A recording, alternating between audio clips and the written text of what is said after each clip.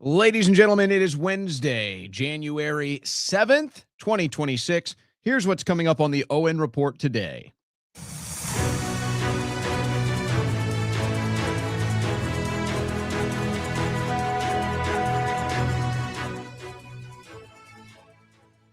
Well, we have multiple consequential statements and policies coming out of the White House today.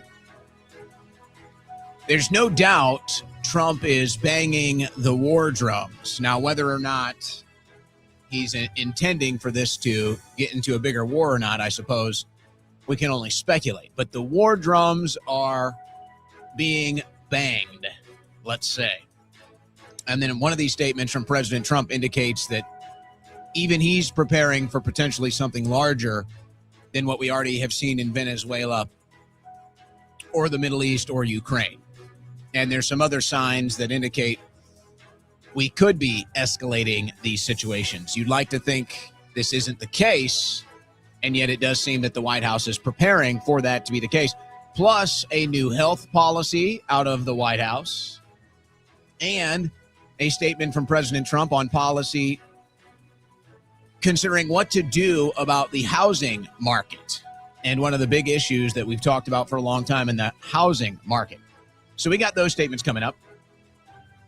The big news of the day, at least the story that's getting the most attention, is Minnesota, where an ICE agent shot and killed a lady. And we have the video. She's driving her car, gets into a confrontation with the ICE officer, tries to drive off, and then gets fatally shot. So we will play this video. Got a couple angles, and then I've got a zoomed in slow motion to really analyze it. But quite frankly, it's just a distraction. And that's not to take away from the loss of life.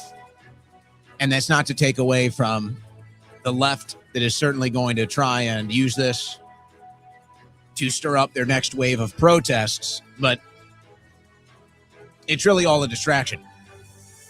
And here's what gets lost as we're all focusing on what happened with the lady getting shot. Here's what gets lost. Why is this happening? Why is this happening from the things that aren't being done perspective? And then why aren't these things being done? So we'll cover all that. But really, for the most part, that's barely even a big story. Okay? It's just a distraction. It's just the left and the mainstream media hyping this up because it gets the views. And now the left is obviously, the Democrats are going to use this to try to start some new wave of protests. So that is now inevitable. And this is exactly what they wanted, by the way. This is exactly what they wanted. Now I've got a huge stack of geopolitical news dealing with Venezuela, Cuba, now Nicaragua in the conversation. Obviously Russia.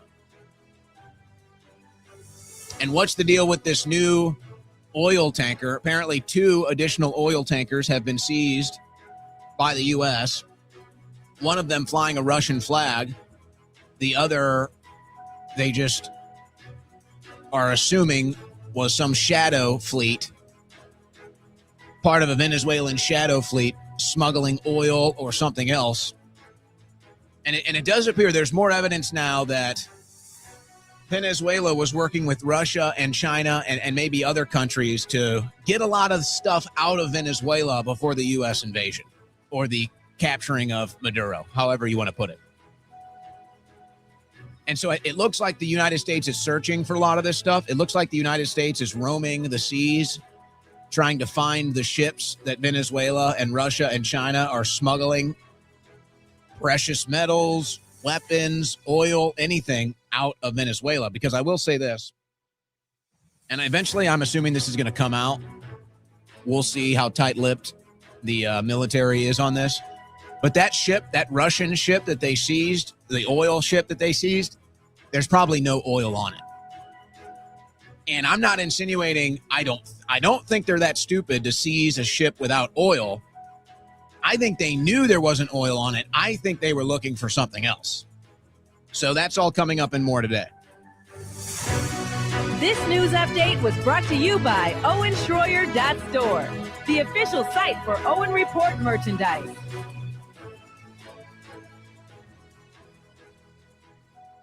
Folks, have you checked that box off of your to-do list?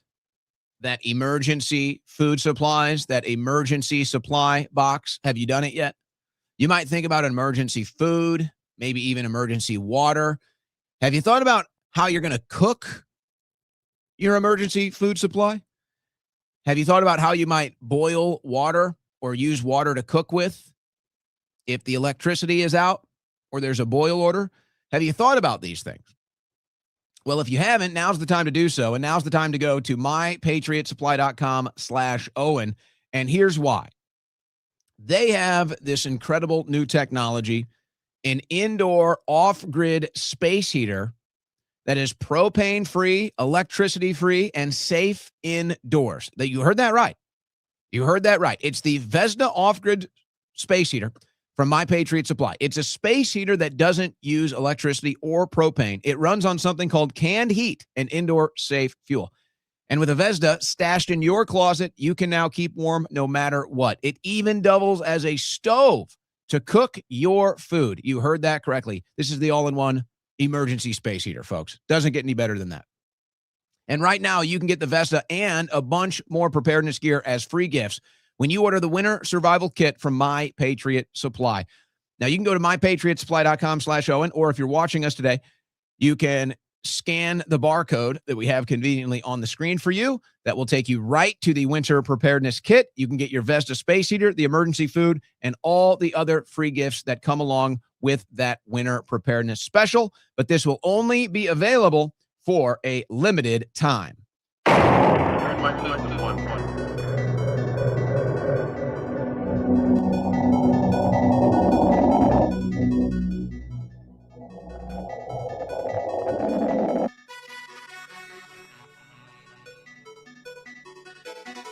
On the cutting edge of news and analysis, the Owen Report with Owen Schroyer.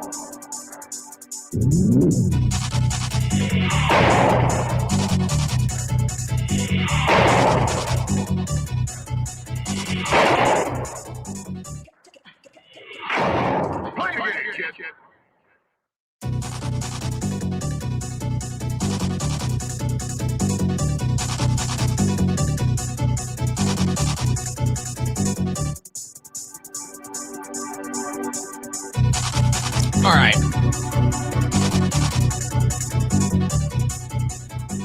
I do want to jump right into the news, but I suppose we'll have a quick opening monologue here, because the first thing I'm going to go to when I get into my stack is a statement from President Trump today, where he's urging defense contractors to raise their standards as far as their production is concerned. Now, you have to understand the constellation of the Trump policies, geopolitics, domestic policies, all of this stuff. You have to kind of understand the constellation of it to understand the significance of something here. And there's a lot of instances, and now I think including this one, where Trump is trying to have his cake and eat it too. Because he loves to point at the stock market as an indicator of how great the economy is going. But of course, most people are not in the stock market, and most people don't make their living in the stock market. So that really doesn't work. But the people that Trump surrounds himself with, and the donor class, the special interests, his friends and his family, obviously they're rich and they have a lot of money in the stock market. So this is good for them. But it sounds like with this statement that we're going to go to, that Trump is kind of telling the defense contractors, who quite frankly have not seen the biggest boost in the stock market compared to tech.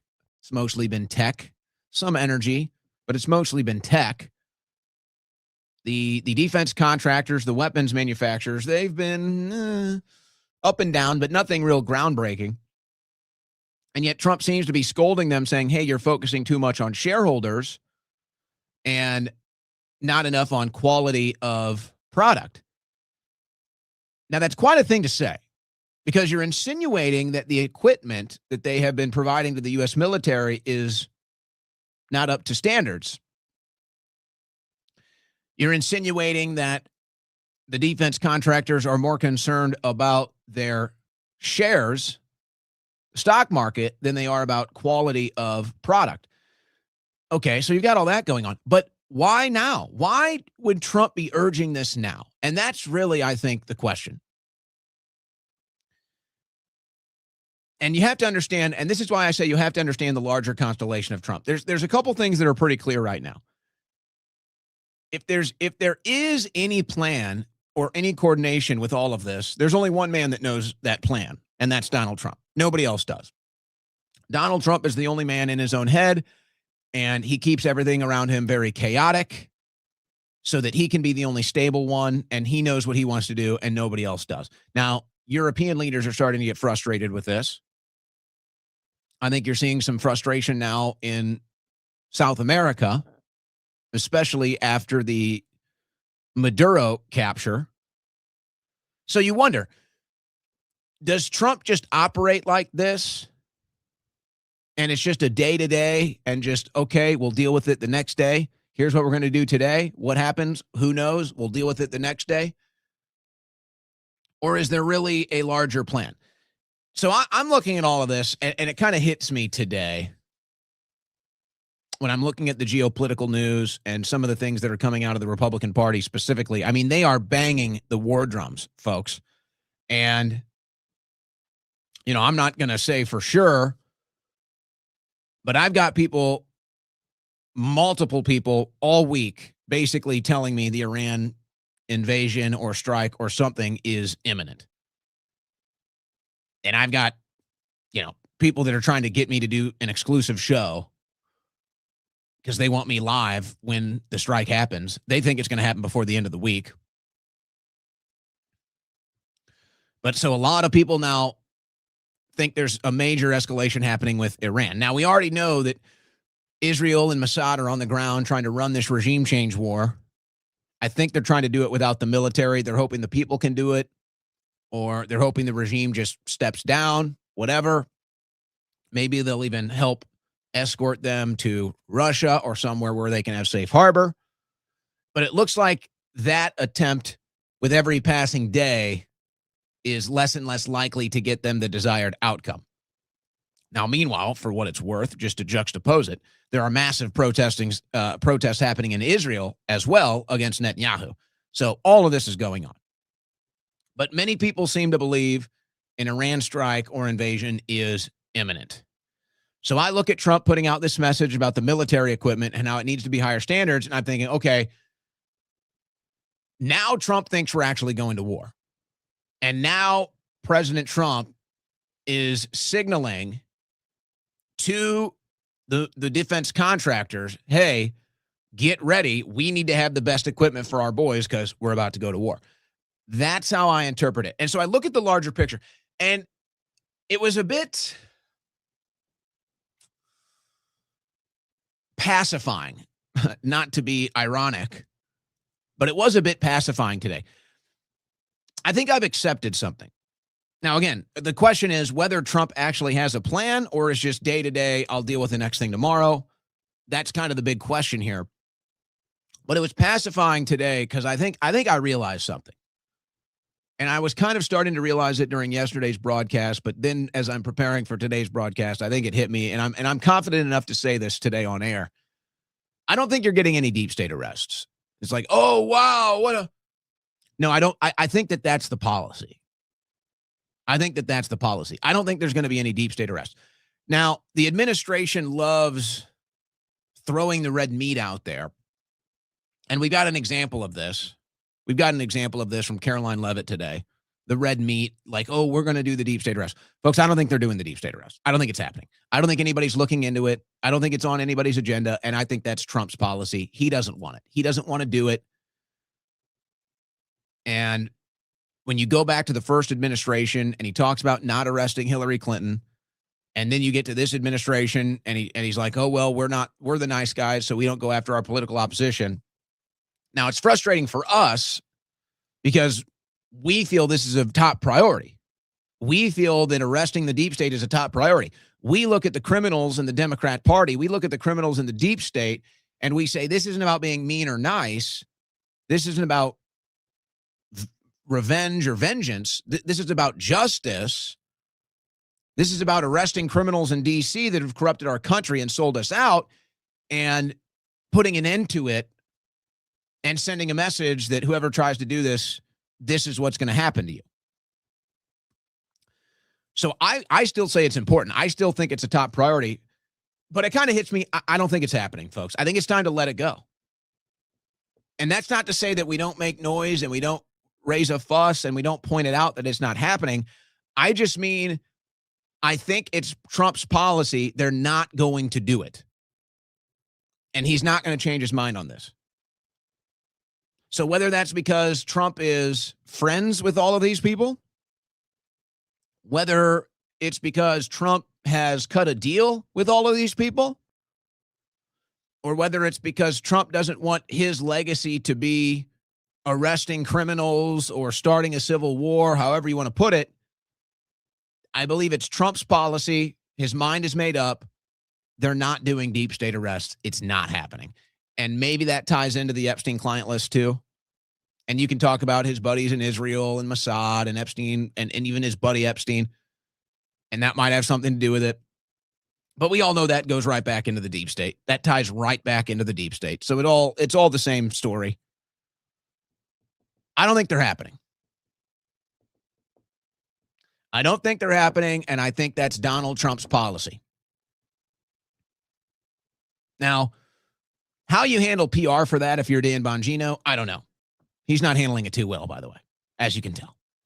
How you handle PR for that if you're Kash Patel, I guess you just go fly around on private jets and hang out with your girlfriend. Okay.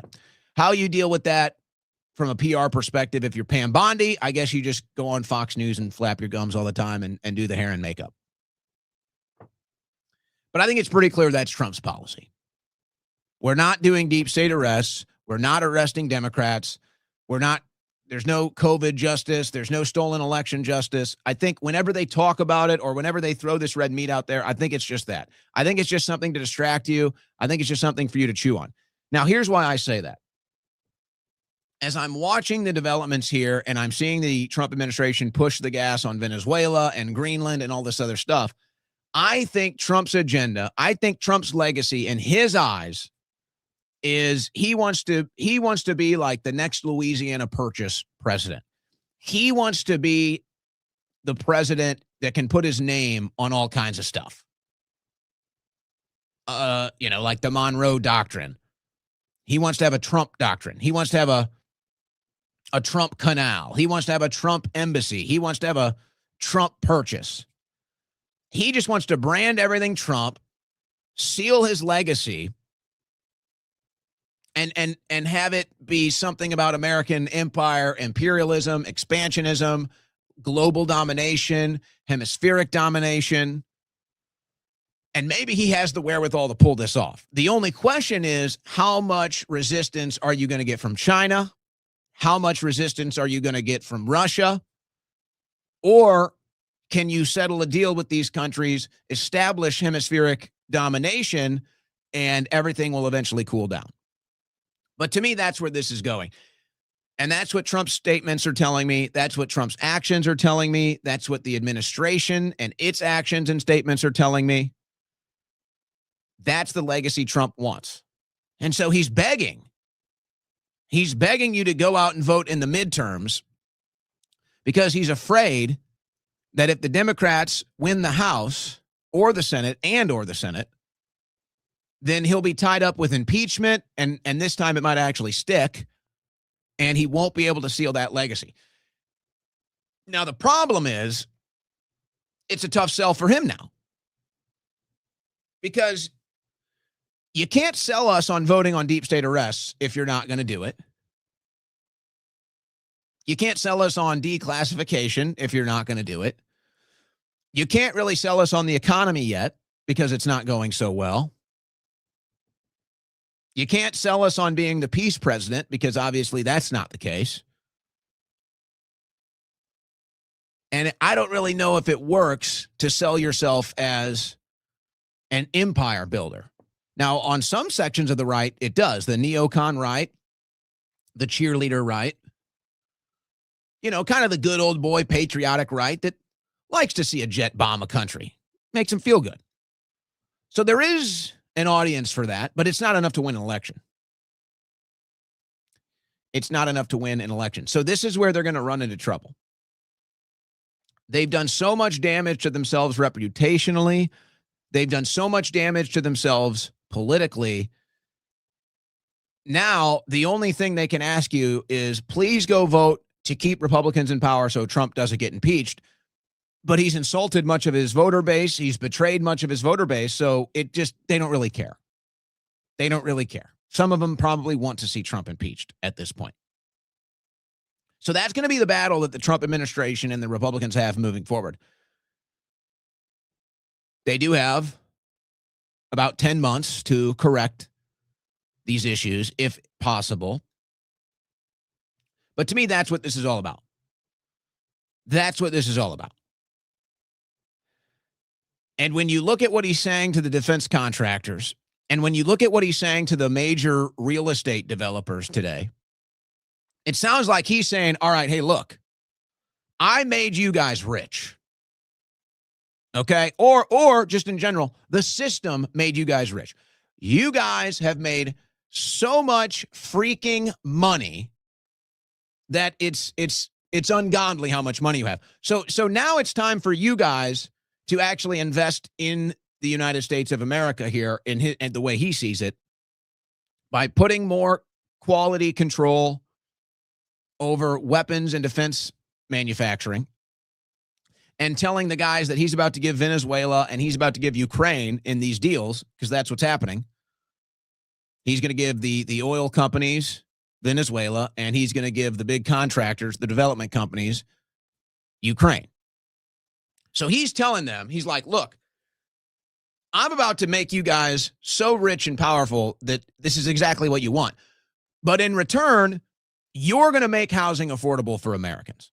In return, you're going to up your quality standards for the military when we're about to go to war. Now, I'm not telling you that's a good or a bad thing. I'm not telling you need to support that or not. I'm just saying that's where I see this going. Now, that's not what I voted for. And I don't think this is going to solve our country's problems, but this is what Trump wants. This is Trump's vision. This is what he wants his legacy to be. Call it a vanity project. Call it a narcissistic, ego, maniacal president. Call it whatever you want. That's where I see all of this going. And I think now there was kind of this resentment in the beginning to people that weren't loyal enough to Trump, because he demands loyalty, right? They used to make these big stories about it. So there was this resentment when we didn't have that loyalty to the man. And so some of the things that we were saying, warning about the midterms, because of the resentment, they didn't want to hear it. So they called us panicans. They said they didn't need us. Well, now here we are in 2026, and they're looking at the midterms, and they're like, oh, crap, we do need them. And they were right. But all they can pitch to us is, we're not Democrats. All they can pitch to us is, help us make sure Trump doesn't get impeached. That's all they can pitch to us, and that's not going to work. So they're saying, well, it looks like now we got about 10 months to get all this stuff done, and that's why things are moving at hyper speed. And that's why people think that the Iran strikes or invasion is imminent before the end of the month, even maybe before the end of the week. That's why they're talking about Cuba. And you're going to start seeing a lot of anti-Cuban propaganda coming up soon. I don't know, Nicaragua has been thrown into this. I'm not against purchasing Greenland. And it's funny, whenever this Greenland deal either goes down or doesn't, there is no doubt now the European leaders are going to try to stop it from happening. They're going to try to stop it from happening. Now, they're greedy bastards, just like everyone else in politics, so they have a price. So they have a price for Greenland, and they'd all like to get their cut.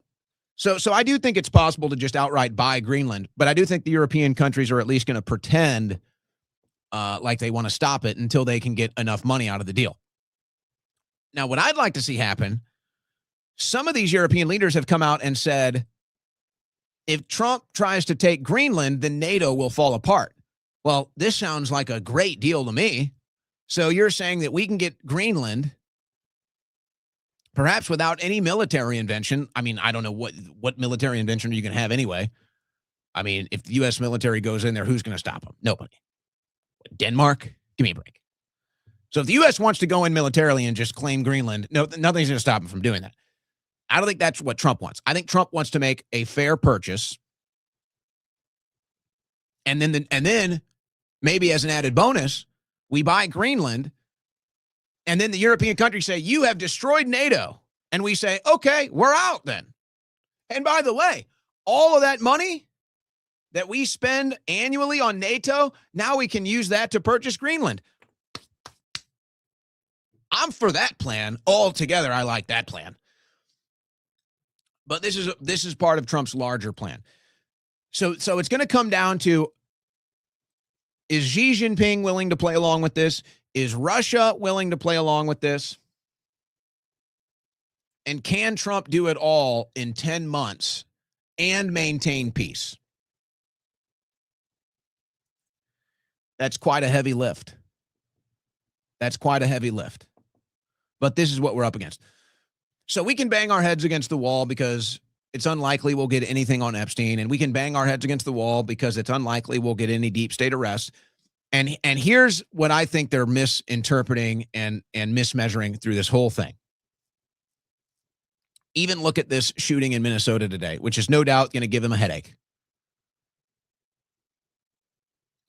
You are going to have issues that are propping up almost every week that are going to throw a wrench into the gears of all of these plans. It's going to happen without fail every week because you didn't arrest the deep state. Now, the Epstein client list,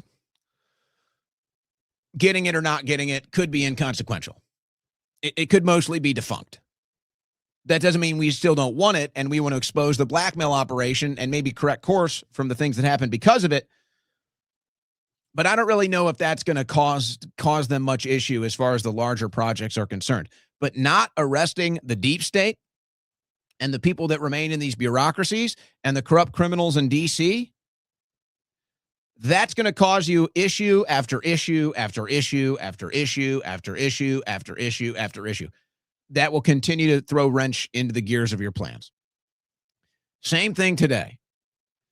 Because Pam Bondi has failed to shut down the radical left and their protest groups, organizers, fundraisers, terrorist wings, you're going to have more events like you had today in Minnesota. And now because that happened in Minnesota, which is exactly what the radical left wanted, because now they have a new cause.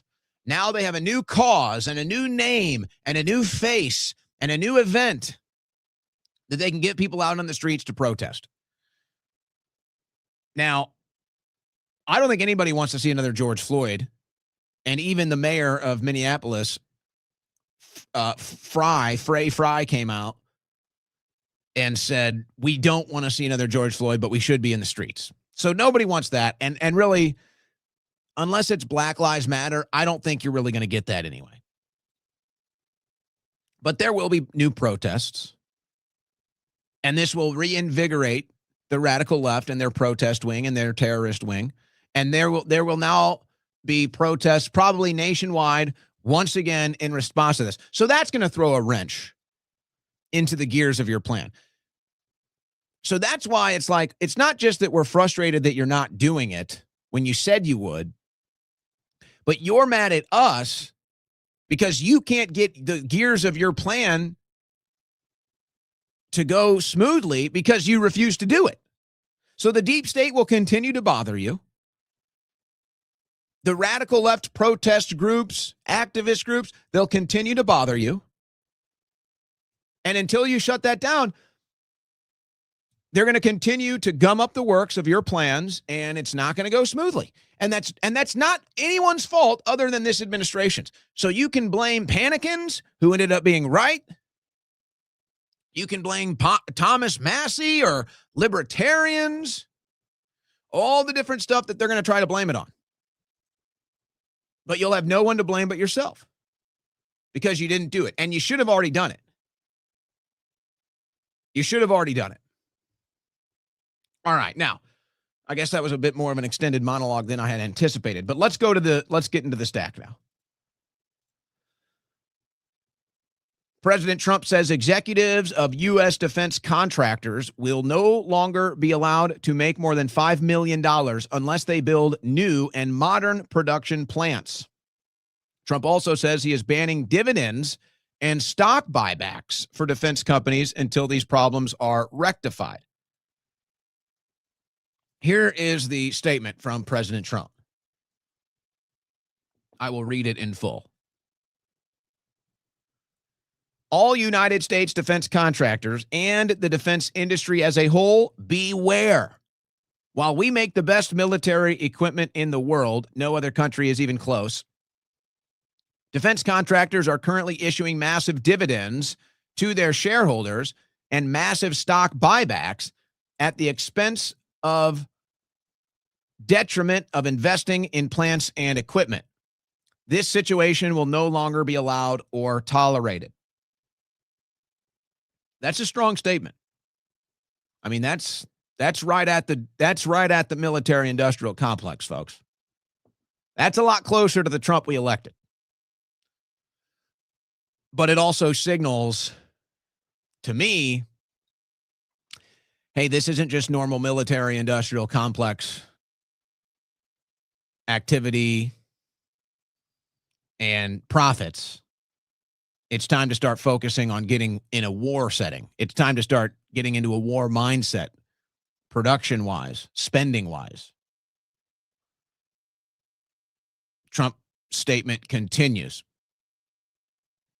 Also, executive pay packages in the defense industry are exorbitant and unjustifiable given how slowly these companies are delivering vital equipment to our military and our allies. Salaries, stock options, and every other form of compensation are far too high for these executives. Defense companies are not producing our great military equipment rapidly enough, and once produced, not maintaining it properly or quickly. From this moment forward, these executives must build new and modern production plants, both for delivering and maintaining this important equipment and for building the latest models of future military equipment. Until they do so, no executive should be allowed to make in excess of $5 million, which, as high as it sounds, is a mere fraction of what they are making now. Additionally, the maintenance and repair of equipment once sold is far too slow and must be immediately enhanced. As president, I am demanding that maintenance be spot on time. So let me kind of maybe go into a little more detail with some of these statements. So it sounds like he's asking, because the military already has their people doing spot checks and quality checks and maintaining and repairing equipment. Obviously, they have their own people. So it sounds like Trump is asking for more assistance in that regard from these companies. And he's asking them to make that investment to pay the people to maintain and repair this stuff. And he obviously addresses, the $5 million a year seems like a high number, but they make so much money that it shouldn't even be an issue. So again, this is a pretty strong statement. This is the directional statement from Trump that's like aimed towards the deep state, looking for reform. It's like, not burning it to the ground, but kind of requesting reform, but in a kind of a nice way, like, all right, guys. But here's what's frustrating when I read this. We have given so much of our military equipment to Israel and to Ukraine that's probably why this is necessary. That's probably why this is such a necessity in such short order. Not to mention everything that was lost in Afghanistan. But so you have everything that was lost in the Middle East. You have everything that was laundered and given to Ukraine and then laundered back into the Middle East. You have everything that was given to Israel and then just burn out, gone. So unless you're going to address those factors, I don't really see this problem going away. So you can try to raise production rates, standards, quality. You can tell the defense industry, hey, it's time to cut your own profits and invest in the product and the principle. But if we're just going to continue to give military equipment away, then the problem is going to persist. The other thing this second paragraph tells me, that Trump is just moving day to day. That Trump, I don't know, I'm sure he has some idea of a plan. That's what he likes to say, a concept of a plan. I'm sure he has some vision or concept of a plan here, but he's clearly just moving day to day and just dealing with each issue as the day comes. Makes a decision that day, and then whatever has to happen the next day, because of that decision, he does it then. So it tells me he's just firing from the hip. So here's the final paragraph from the statement.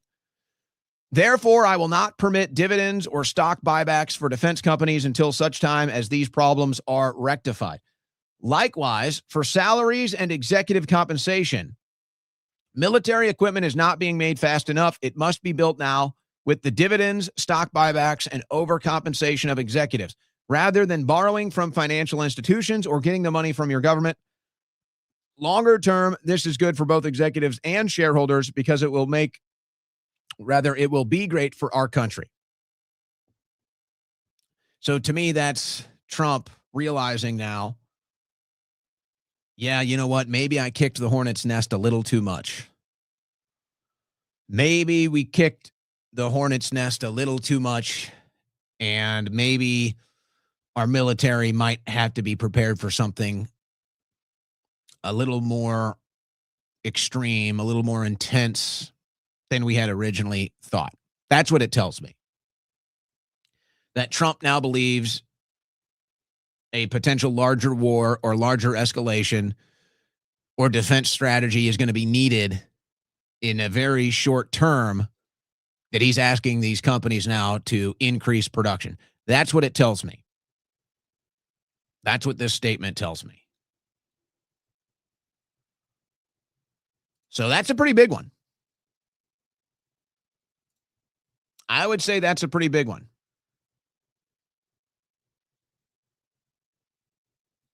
Now, when all of this goes down, you might as well just start thinking about it now. Where do you land on if you support this or not? Do we support nation expansion? Do we support, is it manifest destiny? Is it the Monroe Doctrine? People have made the argument that, oh, this is the Monroe Doctrine. Others have had the response to that, but they're saying, yeah, that was for a different time period when it was European expansion that we were preparing for.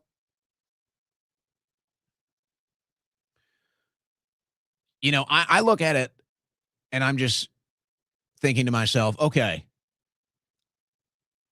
I'm open-minded to this. It's not what I voted for. It's not policy that I would really think about or support. But I'm not.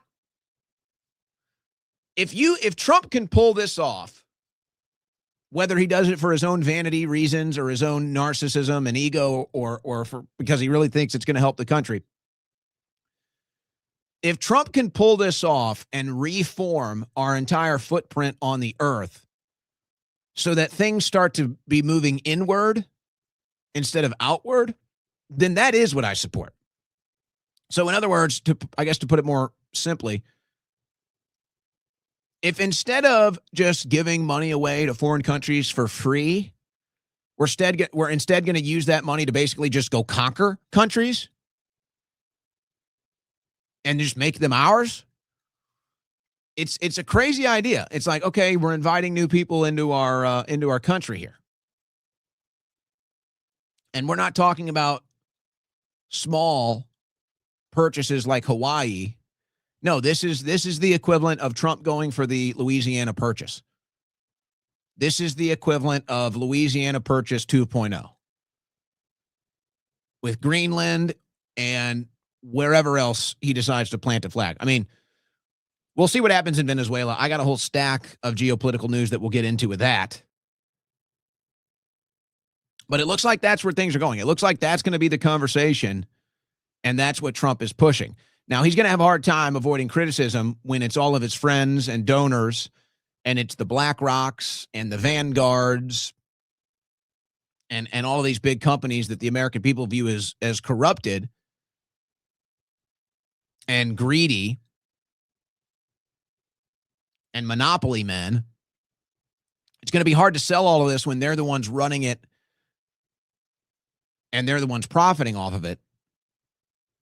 But it does look like that's where this is going. That's what I see this year being about for the Trump administration. So he doesn't, he doesn't want to hear about the Epstein files. He doesn't want to hear about deep state arrests. He's got his eye, he's got his mind on expansion. And I guess as part of that, AI dominance. So these are the discussions.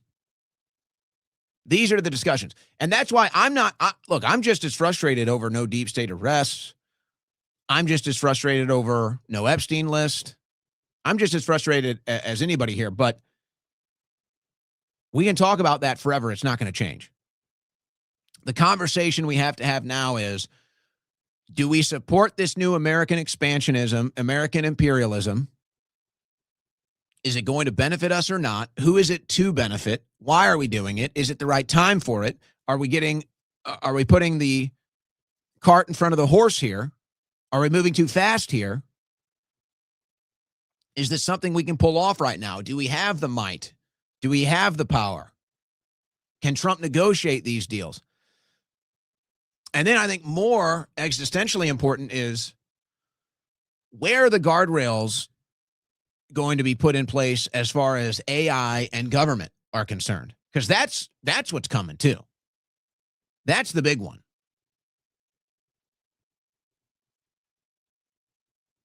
What are we going to do with all of this AI and the need for energy, the need for water, resources, and then ultimately when it gets applied to government and surveillance? So it's like, we can criticize the administration lack of Epstein files. We can criticize the administration lack of deep state arrest. We can criticize the administration lack of shutting down the radical left terrorism. And those are all fair conversations, and those are all fair criticisms. But I think it's clear now they're not doing that.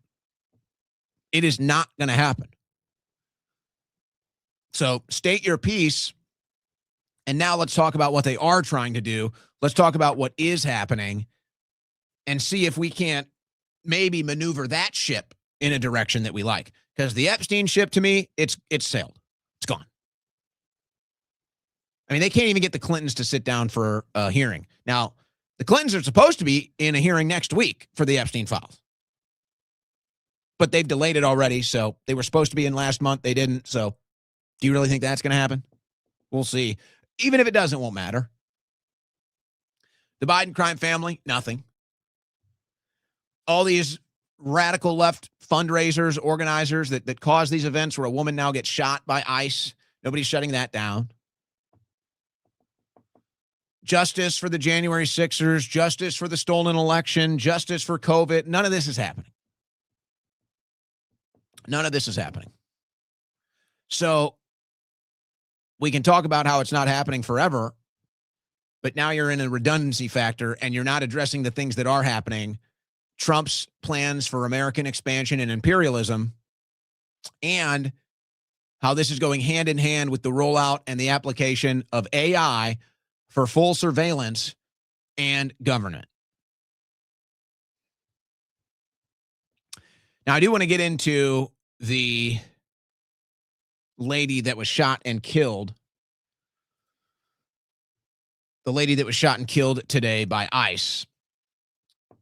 We are going to get into that with the geopolitical news coming up here in the second hour. Now, I'm sure you've seen that precious metals, gold and silver, have reached all-time highs. Now, a lot of people are more confident in these precious metals than the stock market right now. It's all over the news.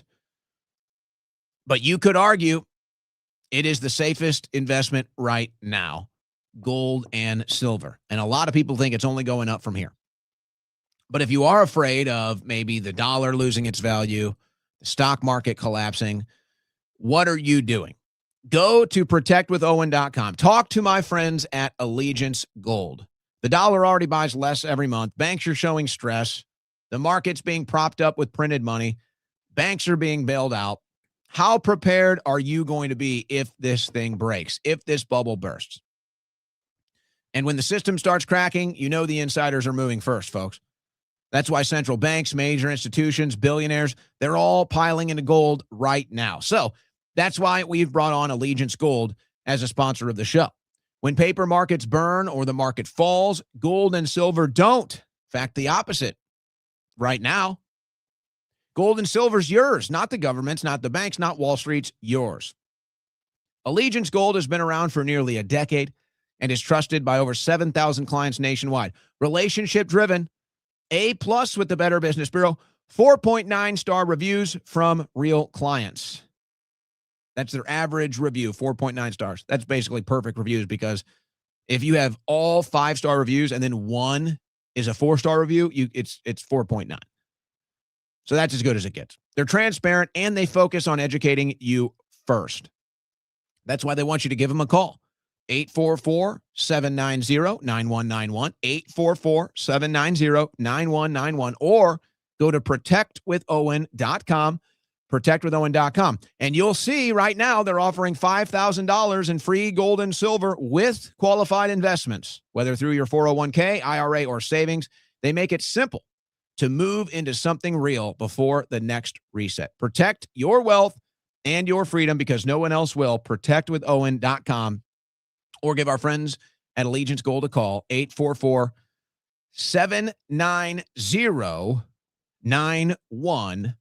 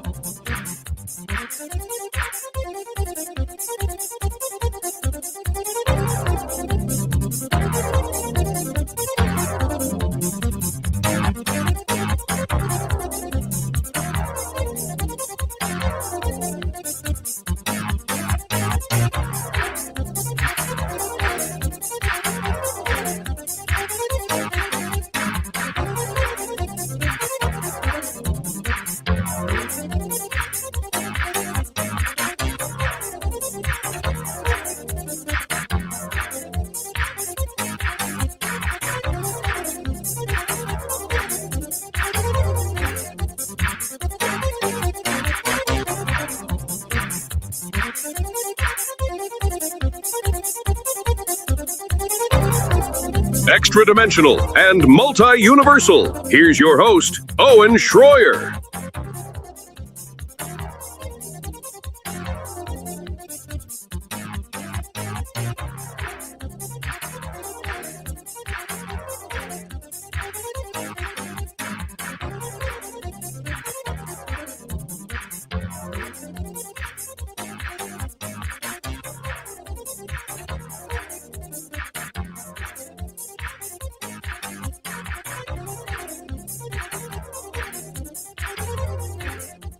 All right, let's look into this Minnesota shooting that happened today. And I do have the videos of this. I want to just cover the news and the headlines, and then we'll hit some of the videos here. And we've got a zoomed in slow motion video, and you can, make up your own mind. But here's the story. Here's the headline. Minneapolis driver shot and killed by ICE officer during immigration-related operation, DHS says. The Department of Homeland Security says it was a vehicle ramming-related incident. ICE agents were conducting targeted operations in the city when a woman, 37 years old, allegedly, quote, weaponized her vehicle, attempting to run over our law enforcement officers in an attempt to kill them, Homeland Security spokesperson Tricia McLaughlin said in a statement. Now, I will say this.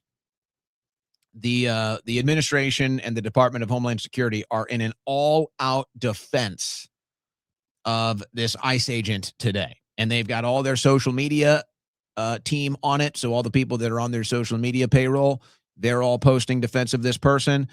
Every person that's made a public statement is in total defense of this person. And you got to admit, when we see these police officers get railroaded by the system, and many times getting thrown under the bus by their own police chief, commissioners, whatever, I will say, no matter what I think about that actual incident, and when I play the video, I'll tell you what I think and maybe get into opinion.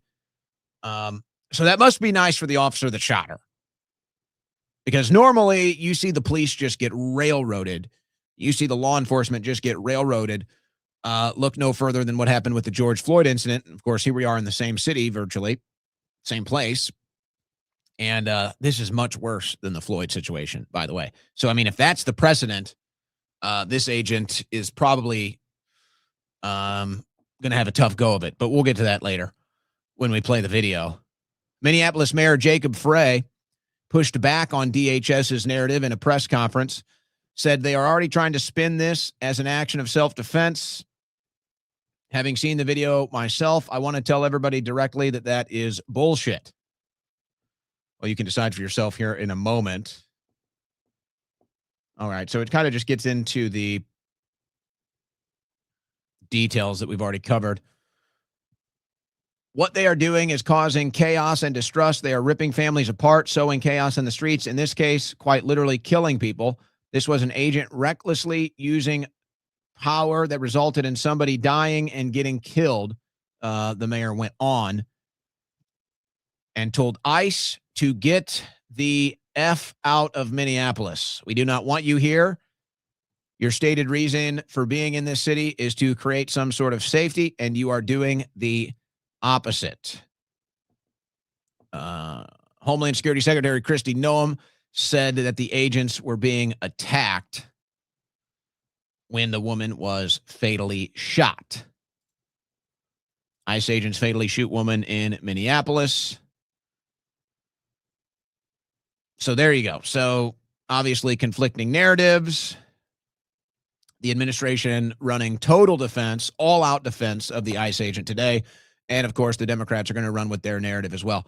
Now, I must say, for whatever it's worth and whatever the reason may be, the Democrats are way less radical over this shooting than they normally would be with a law enforcement shooting. That I have to say is maybe a good thing, actually. Maybe it shows that they've realized that their extremism in response to these things is not helping anybody, including themselves and their own people, their own cities, their own towns, their own voters. So maybe they've realized that, because this is bigger than just their average hatred for a police officer or their desire to stir up some racial tension with blacks and whites or law enforcement, like we saw in the George Floyd case. Because to me, this is way worse than George Floyd. I mean, this is like 100 times worse than George Floyd. George Floyd's incident is like a 1 on a Richter scale compared to this. And yet the Democrats are kind of coming out and saying, okay, this is bad, but let's not have too much of a reaction. We don't want another protest situation like after George Floyd. So I don't know if that's the Democrats realize that they went too far and they've become too radical, or they don't want these protests to happen. But to me, that's kind of a good thing. And again, from the law enforcement side, usually these officers get thrown under the bus immediately, and the administration is in an all-out defense right now of the officer that shot and killed the woman. So those are just kind of two developments that I look at here and I say, okay, well, that's different for whatever it's worth. But here we go. Let's show you the video if you haven't seen it. I've got two angles, and then we'll show the slow motion. Then we'll show the slow motion zoomed in version. The volume here is basically worthless. It just kills my audio. So, but here you go. Here's the one that most people have seen, probably the best angle that we have so far.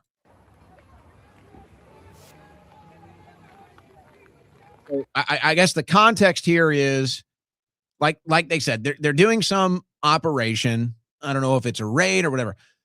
They're doing some operation, and you've got cars, you've got chaos, and this car drives away. And I don't know what the story with this car here on the left is, but this is going to be the car in question right here. And so just the points of emphasis are going to be the right side of the vehicle where she eventually goes, and then the front left of the vehicle where you're eventually here in a minute going to see two ICE officers approach the vehicle. And then ultimately the collision is going to happen on the front left. And then that's where she's going to take the shot from. So those are just your points of emphasis as you watch this.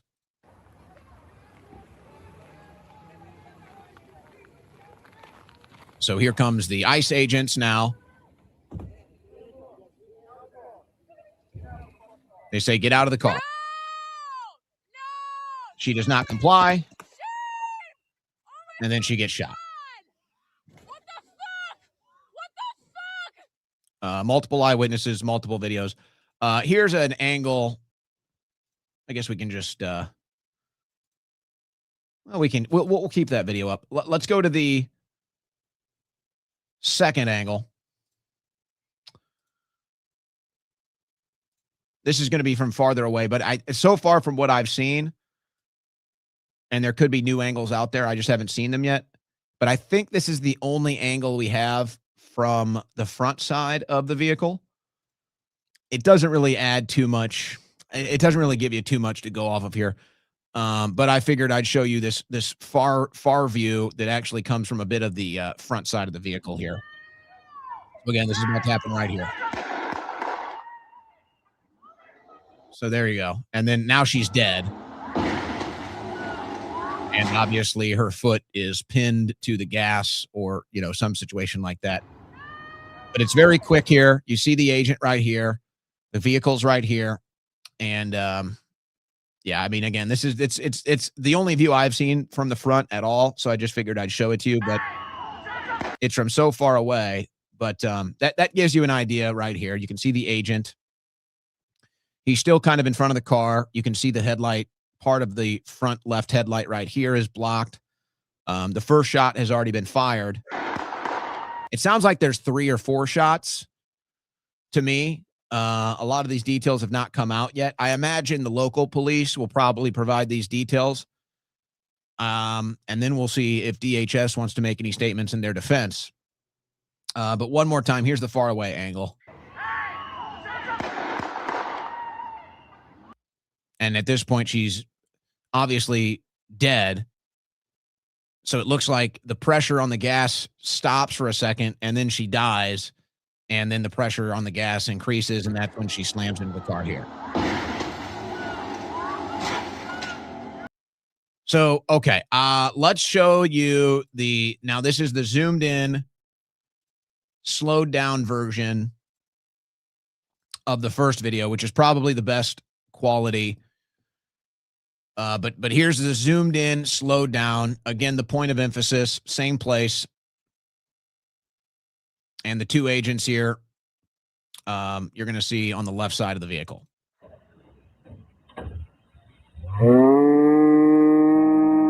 So this is where she's officially resisting arrest.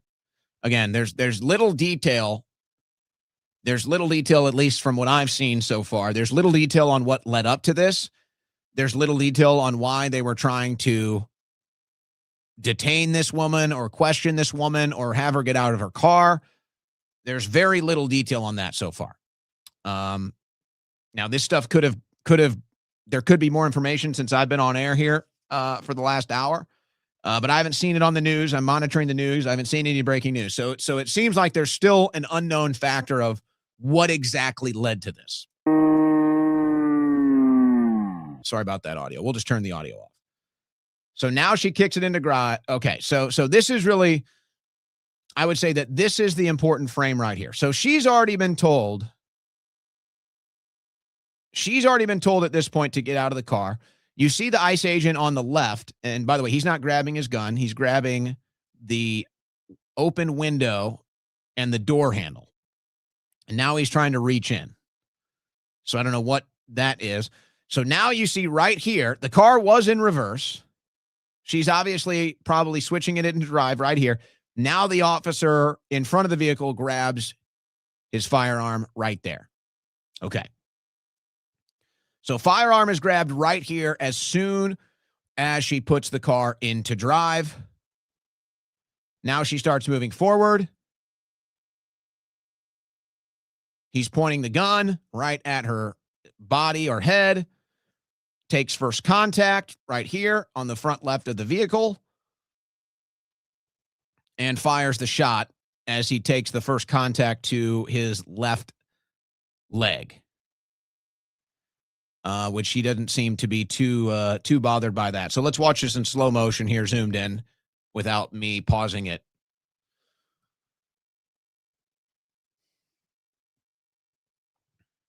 ICE agent comes up. And there you go. And then there she goes. Let me turn the volume on for this go. And I know the volume is a little awkward since it's in slow motion and it's obnoxious. But let's listen to the volume of it now so you can hear the gunshot in comparison to when she moves her vehicle forward towards the ICE agent.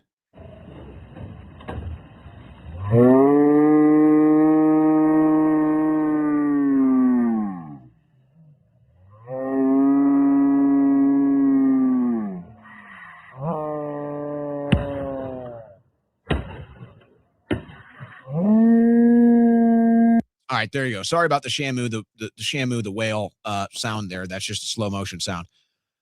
Okay. I suppose we can watch it one more time because there's 3 shots. I want to process the timing of the shots versus the timing and the location of where the officer in front of the vehicle. Here's his first approach. She kicks it into drive. At this point, he is in front of the car. And now the car starts moving forward. Now he's pulled his gun. Now, as far as if this is what they're trained to do, I'm not going to tell you I'm an expert on that. And I think a lot of this just becomes instinctual. So it's a matter of training versus instincts. So it was either his instincts or his training that kicked in. And when he's in front of a car and there's a car moving towards him, he decides to point the gun at the driver. Now, the big question is going to be, what were they doing? Why was it so important to get this woman out of her car and to stop the vehicle? That's going to be a very important detail, I think, as far as what people think about this incident. If this is let's say this is a gangbanger, let's say this is a sex trafficker, a rapist, a murderer, something like that, then people are probably not going to feel so bad. If this is a woman who they think might be an illegal alien that they're just trying to bring in for deportation, now you're probably going to have problems. Now you're going to have a lot harder time winning over public support of this if this is just a woman that you thought was an illegal alien that you're trying to ask questions to or detain. Now, obviously, after she resists arrest, you're probably getting detained anyway. Now, when I see this, and this is why I think I think this officer could be in trouble. because it looked to me like, okay, right here, you see he's pointing the gun at her. Like I said, that's either training or instincts. But he's really, I mean, he is in front of the vehicle, but you can see his left leg is now to the side of the vehicle. So he's not standing directly in front of it. Again, this is all going to be debated. This is all going to be open for interpretation. Whether or not his life was in danger or whether or not she was trying to use the vehicle to ram through him. Quite frankly, I think the officer has a problem here because if the lady wanted to run him over, she probably could have done it. And, you know, she clearly is trying to go to the right and maybe not hit him. I don't know. This is going to be all up for interpretation. But okay, that'll determine whether or not this guy's going to get a good outcome in a court case. But this is the part where I think he's going to have the most trouble. So, okay, so right here, you can see the wheel has turned left. He's behind this officer, so it's tough to see, but you can see his left. That's his left heel right there for sure. And then there's a question of where is his, well, I guess actually that's his right heel. I apologize. That's his right heel. And so the question is, where is his left leg at this point? There is some contact. And if you go back to the other video from far away, it looks like his left leg at this point is right in front of her left headlight. So this is why I think the officer is going to be in trouble. So here's the first point of contact right here. This is where the officer is struck by the vehicle right here. And the reason I say that, if you watch the gun, okay, if you watch the gun right here, he's got the gun, he's pointing it at her. Now, if you watch the gun right here, it's stable, and then boom, he gets hit, and you can see the gun goes down like that. So now he's been hit. Now you see his left leg. So this is his left leg. It just got hit by the vehicle.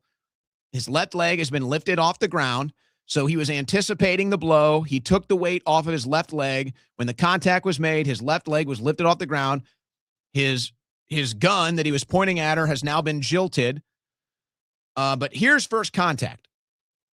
I don't know. This could favor him or not, but I think this is going to be the big moment. So this is first contact. So he has now been contacted by the vehicle, and it is about to make its pass, and then he fires the shot. Now, the two shots after that could be what gets him in trouble. Because I think no matter where you stand on this, you know, you get hit by a car, and there's going to be an instinctual reaction when you have a gun in your hand. That's going to be his defenses. I was hit by a car. I was hit by her. And, of course, DHS saying she weaponized a vehicle. That is going to be their argument. That's going to be the defense they use for him. But contact is made right there. And then there's your shot. Now, right here, as you can see, contact is over. First shot has been fired. And the vehicle has now cleared the officer, meaning there is no other contact that's going to happen. There is no other imminent contact that's going to happen. And then he fires off two more shots. That's where I think the officer is going to be in trouble. And they're probably going to have to determine, if they can, which shot killed her. And if it's one of those two following shots, that's where he could get in trouble. Now, again, if this is say a murderer, a rapist, you know, a really bad person, then you can say that this was justified, or that maybe that argument opens itself up to say it's justified. But I don't know. I don't know the details of why this woman was going to be pulled over or asked to get out of her vehicle. I don't know why she decided to evade arrest. But there you go. So really, to me, folks, this is, you know, it's what they call a bang-bang play in sports. No pun intended. But this is what they call a bang-bang play. It's so close. And I think, you know, here's how I look at this. I think you have a situation where both sides are on the wrong. I can't defend this woman. I can't do it. You resisted arrest, And then you took it to such an extreme that you tried to drive through or around an officer when they were trying to get you out of your vehicle. So you fucked up. You fucked up. Now, did you deserve to die? Probably not. I would say probably not. There's more context needed, but I would say, 98%, this woman did not deserve to die today. She did not deserve to die, and I don't think they're going to be able to argue deadly force was necessary in this case. I really don't. I mean, can they even argue that it was necessary to point a gun at her in the first place? I don't know. This is all going to come down to training protocols. This is all going to come down to why they were trying to detain this woman. But you have to be honest, folks. If you do not cooperate with law enforcement, you fucked up. You made the decision. Now, that doesn't mean you should die. That doesn't mean you deserve to get shot. But it's like if you go skydiving and you have a parachute malfunction and you die, well, am I going to sit here and say you deserved to die because you went skydiving? Of course not. But you went skydiving and you knew there's a risk. So you didn't obey law enforcement. You know there's a risk that comes with that. You had a guy pointing a gun at you, and you still resisted law enforcement, and so you got shot and killed. So again, I personally think the officer's probably cooked. I think he's probably going to jail for a long time. This is worse than the George Floyd case by far. And if that's the standard, and if that's going to be the precedent in the courtroom, which is going to have an unofficial or official precedent either way, this officer's probably cooked. He's probably going to get sentenced and going to get a long sentence, is my guess. And I think that it's the final two shots that did him in. If he just fired the one shot when the contact was made and he was in front of the vehicle, then maybe he has a pretty strong case. But when you fired the two extra shots when the vehicle was clearly past you and there was no further risk of harm to you or others in that immediate moment, to me, that's what cooked you, was the two extra shots. And if they can determine it was one of those two shots that killed her, you're cooked. You're going to jail. And they're gonna claim you killed an innocent woman, no matter what she was guilty of, that you were trying to pull her over for. So, I think this officer is probably cooked. And you can say, as they are, this woman was resisting arrest. This woman contacted him with her vehicle, and that is true. But if you're law enforcement, it's true, they hold you to higher standards in a courtroom. It is just true. You are held to higher standards, and probably you should be, because you do have authorized deadly force. So you should be well trained. You should be held to a higher standard. I understand you're still a human. You still have a right to self-defense. You still have human instincts, despite the training, despite the standards. And maybe here's another question that comes up. When did this guy join ICE? When did this guy become a law enforcement officer? Is this a long-time ICE agent? Is this somebody that has a lot of experience? Or is this somebody that they just hired off the streets a couple months ago because he wanted a bonus and he needed a job? That could also be a very important aspect of this. And if this is some agent that they just picked up off the streets in this new drive to get more ICE agents, not only is the agent going to be in trouble, now the whole ICE operation is going to be in trouble. And the Democrats are going to start looking at protocols to see if they can get some of these ICE agents out of the streets that they just hired in the last couple of months because of this. So there could be major blowback there. Now, again, these are some of the details we don't know yet, how long this guy's been on the force. I would have to say, I'm guessing this is a new hire. I don't think somebody that has years of experience fires those second two shots. Maybe the first shot. Maybe the first shot is understandable and forgivable. But the second 2 shots, I think that's where you're going to run into trouble. And I don't think an experienced field agent fires those extra 2 shots. Anybody could fire that first shot. Now, I would say an experienced agent that has the best training and the strongest, soundest mind probably does not fire a single shot.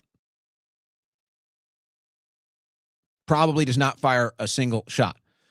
And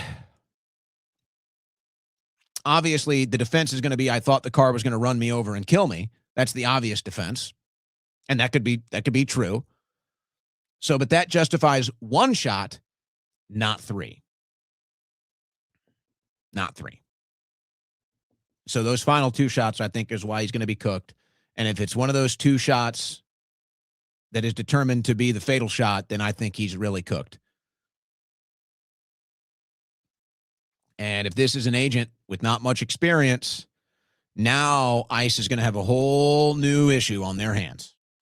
And the Democrats are going to be trying to review every agent they hire and pull agents off the streets. And who knows what other type of protocols they may try to enact in response to this. But you notice, again, their approach here is way different. They're not pushing for riots or protest or doing some major social justice warrior here. They're going to be very judicious and tactical about this, folks.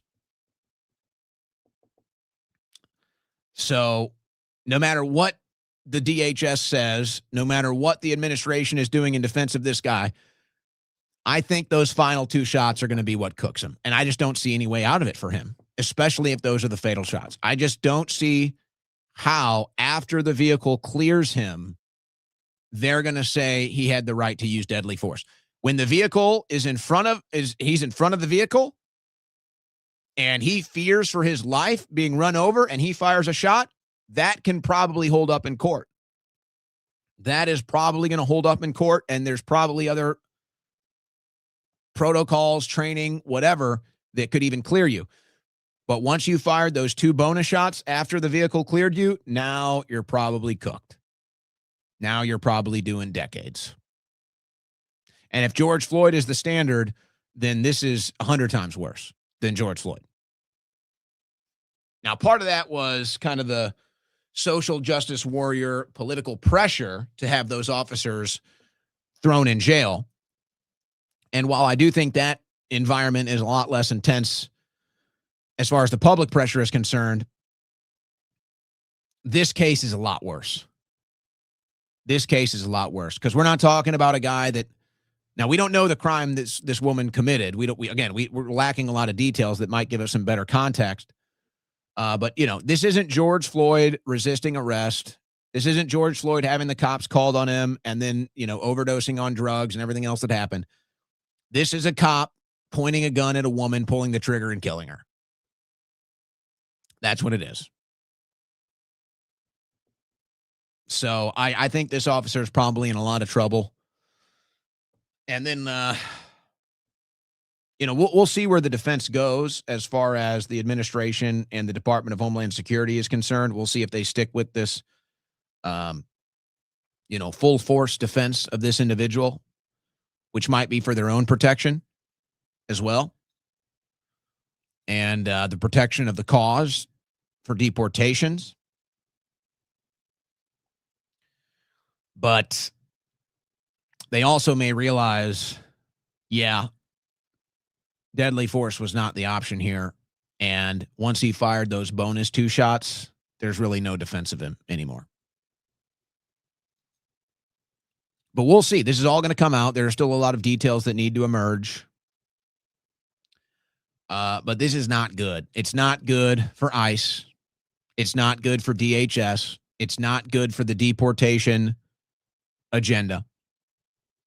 It's just not good. But I'll say this. Before we move on. Because obviously the debate is going to be, was it justified or not? What should happen to this guy as far as the court case is concerned? We'll wait on details. But I'll just say this. I don't think this happens if Pam Bondi is doing her job. Straight up. I do not believe that any of this happens today if Pam Bondi is doing her job. Let me kind of take a sidestep.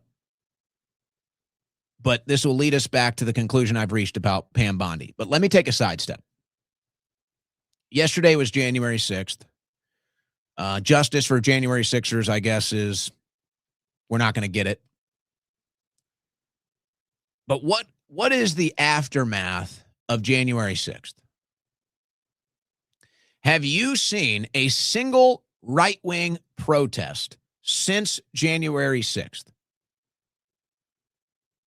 Okay, you know what? Let me rephrase that because there have been a couple. We've covered a couple of them. But let me rephrase that. Let me recalculate that. Have you ever seen a major right-wing protest? I mean, a big one. Thousands of people, hundreds of thousands of people. Have you seen a major force for activism? Have you seen a major force for organization? Have we ever seen anything like that from the right wing after January 6th? And of course, the answer is no.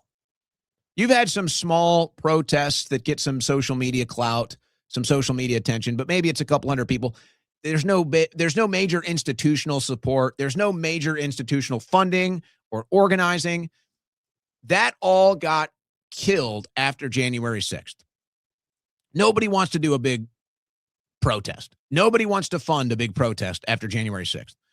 So because the Democrats persecuted right-wing protests, nobody on the right wing wants to do it anymore, other than a couple of people that go out there and get their social media high and everything else and get some media attention. But it's a couple hundred people max. So as far as like institutional support and funding and organization, there is no agency for that. Post-January 6th, all major right-wing ideas or support for a major protest, done. Not happening. So the Democrats did that. Now, if Pam Bondi does her job and goes after the left-wing institutions that fund the radical terrorism and the left-wing institutions that are organizing all of these protests to try to stop ICE from doing their job, and that's what this is, if Pam Bondi shuts this whole thing down and goes after the organizers and goes after the fundraisers, these people are not in the streets. And the illegal aliens or the criminals, whoever it is that ICE is going after, they're not so emboldened to decide they're going to try to evade arrest or run from police. All of this would be shut down if Pam Bondi was doing her job. And so if you go back to the first hour, if you go back to my opening monologue, this is what I'm talking about. You will continue to have these wrenches thrown into the gears of this administration until you arrest the deep state and until you shut down these radical left-wing terror groups. And so the administration might figure, well, this doesn't really get in the way of our larger agenda. And the deep state, for the most part, either we're in control of it now or it's have such limited corners of power that there's really not much they can do. But they can still throw a wrench into your gears and block up the system, just like now. So now ICE is going to have legal problems. DHS is going to have legal defenses. They're going to have to review the entire hiring policies. They're going to have to review the entire deportation policies. And so now, because Pam Bondi did not shut down these radical left-wing groups that are funding and organizing these protests, that are getting in the way of law enforcement and trying to stop the deportations, it's all being done intentionally. So because Pam Bondi did not eradicate this, today happened. And that's the truth. And this will continue to be the truth. So until you address the root causes of these issues, you're going to continue to deal with this crap. But I guarantee you, if Pam Bondi would have eradicated the radical left-wing groups that fund and organize these protests, I guarantee you this doesn't happen today. But she didn't. So now they're emboldened. And they're out there, and they're interfering, and they're instigating, they're resisting. And it's all because Pam Bondi didn't do her job. And now this officer is probably going to jail for 2 decades. I don't see how he gets out of it, folks. And again, you know, I see the talking points. I know the Trump administration has sent their social media armies out there to defend this person. And you know what? Whatever. Fine. Those 2 shots after the vehicle clears him, it's going to cook him, folks. It's going to cook him. There's no way around it. There's no way around it. So, yes, is the woman in the wrong? Is the woman a criminal? Is the woman an idiot for resisting arrest? Absolutely, 100%. I am not defending that woman's actions at all. You resist arrest, you're risking your life. And you know that. But you're a police officer and you use your firearm, you also know risks come along with that. So I think both parties are in the wrong here. One woman is dead, and the officer is probably going to jail for 20 years. I don't really see this going any other way. Now, we'll see what happens when details emerge about this woman and what led up to this. We'll see what happens when details emerge about this officer and how long he's been around and his background. But I don't see how you can defend those last 2 shots. And I don't see how you get around the fact that there's already a precedent with George Floyd in Minnesota, and this case is much worse than George Floyd. So I don't think this goes well for DHS. I don't think this goes well for ICE. I don't think this goes well for that officer either. I just don't see it. You know, maybe if it comes out this woman is a rapist and a murderer, okay, maybe you'll be all right. Maybe if it comes out that she had a weapon, but I think we probably already know that by now. I don't think that's the case. And maybe we even learn about training and protocols. If you're in front of a vehicle and you're trying to operate a stop of the vehicle and that vehicle comes towards you, then you can use deadly force. Okay. But once that vehicle clears you, I don't think you can use that defense anymore. So more details will give us a better picture, but I just don't see how this person walks. I really don't. There's too much video. There's too many eyewitnesses. There's too much public scrutiny and pressure on this situation already. And I would just say from the details that we have, I think both parties were in the wrong. And I might be willing to defend the officer for the 1 shot when she almost runs him over and when she makes contact, physical contact with the car as he's standing in front of it. I could probably defend the first shot. But the 2 shots after that, I don't think those are going to be defendable. I don't see so. And if it turns out that this guy just got hired off the streets and maybe has a questionable background to be handling a firearm as a law enforcement officer, now you're going to have huge problems. But we don't know those details yet. So we'll have to wait and see. But this is an interesting one, because I already see the people in the comments that are disagreeing with me. I'll take calls, and you guys can tell me why I'm wrong. I don't have any problem with you disagreeing on this, but I will just say, just be careful, folks. Just be careful. Because propaganda goes both ways. And it doesn't work on me. So just be careful. But I'm more than willing to hear why you think I'm wrong. So I'll open up phone lines and you can have at it. But propaganda goes both ways, folks. And you have to be able to see through it and be honest with yourself. But let's move on. Let's move on. But I'll take criticisms. I'll open phone lines and take criticisms, or super chats and take criticisms. I have no problem with you disagreeing. I think this is a bang play. I think it's open for interpretation. I don't think it's black and white. But I'm not racing to any conclusions like other people out there. I'm not racing to the defense because I'm loyal to an administration or I'm loyal to whatever. I'm going to call it as I see it. And that's how I see it. But we'll see if we get more details. The U.S. has only released 1% of the Epstein files so far. So they're literally breaking the news. They're breaking the law on this deal now. After releasing thousands of files related to the disgraced pedophile Jeffrey Epstein, the Department of Justice has said there are more than 2 million other documents being reviewed. Some 12,000 files, photos, notes, legal documents were released last month, but they represent less than 1% of the material the government has. So in this regard, they are outright breaking the law. They are outright breaking the law. I'm going to go back to this Dershowitz video, but let's just recall here. The Clintons were supposed to be testifying on this. Now, this was last month, December 12th, 2025. Chairman Comer, the Committee on Oversight, chaired by Comer, Clintons must appear for depositions or face contempt of Congress. Now, this was supposed to be December 17th and December 18th, but ultimately these dates got pushed back. How convenient.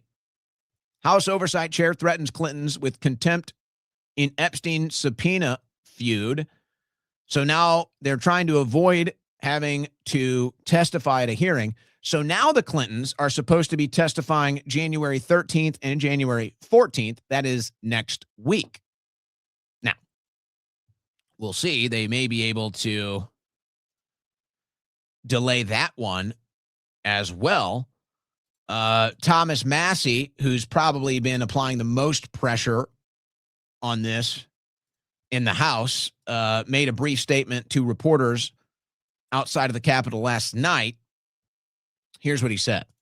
And even if they had met the deadline, they're avoiding that by citing laws and regulations that don't apply or have been obviated by this bill.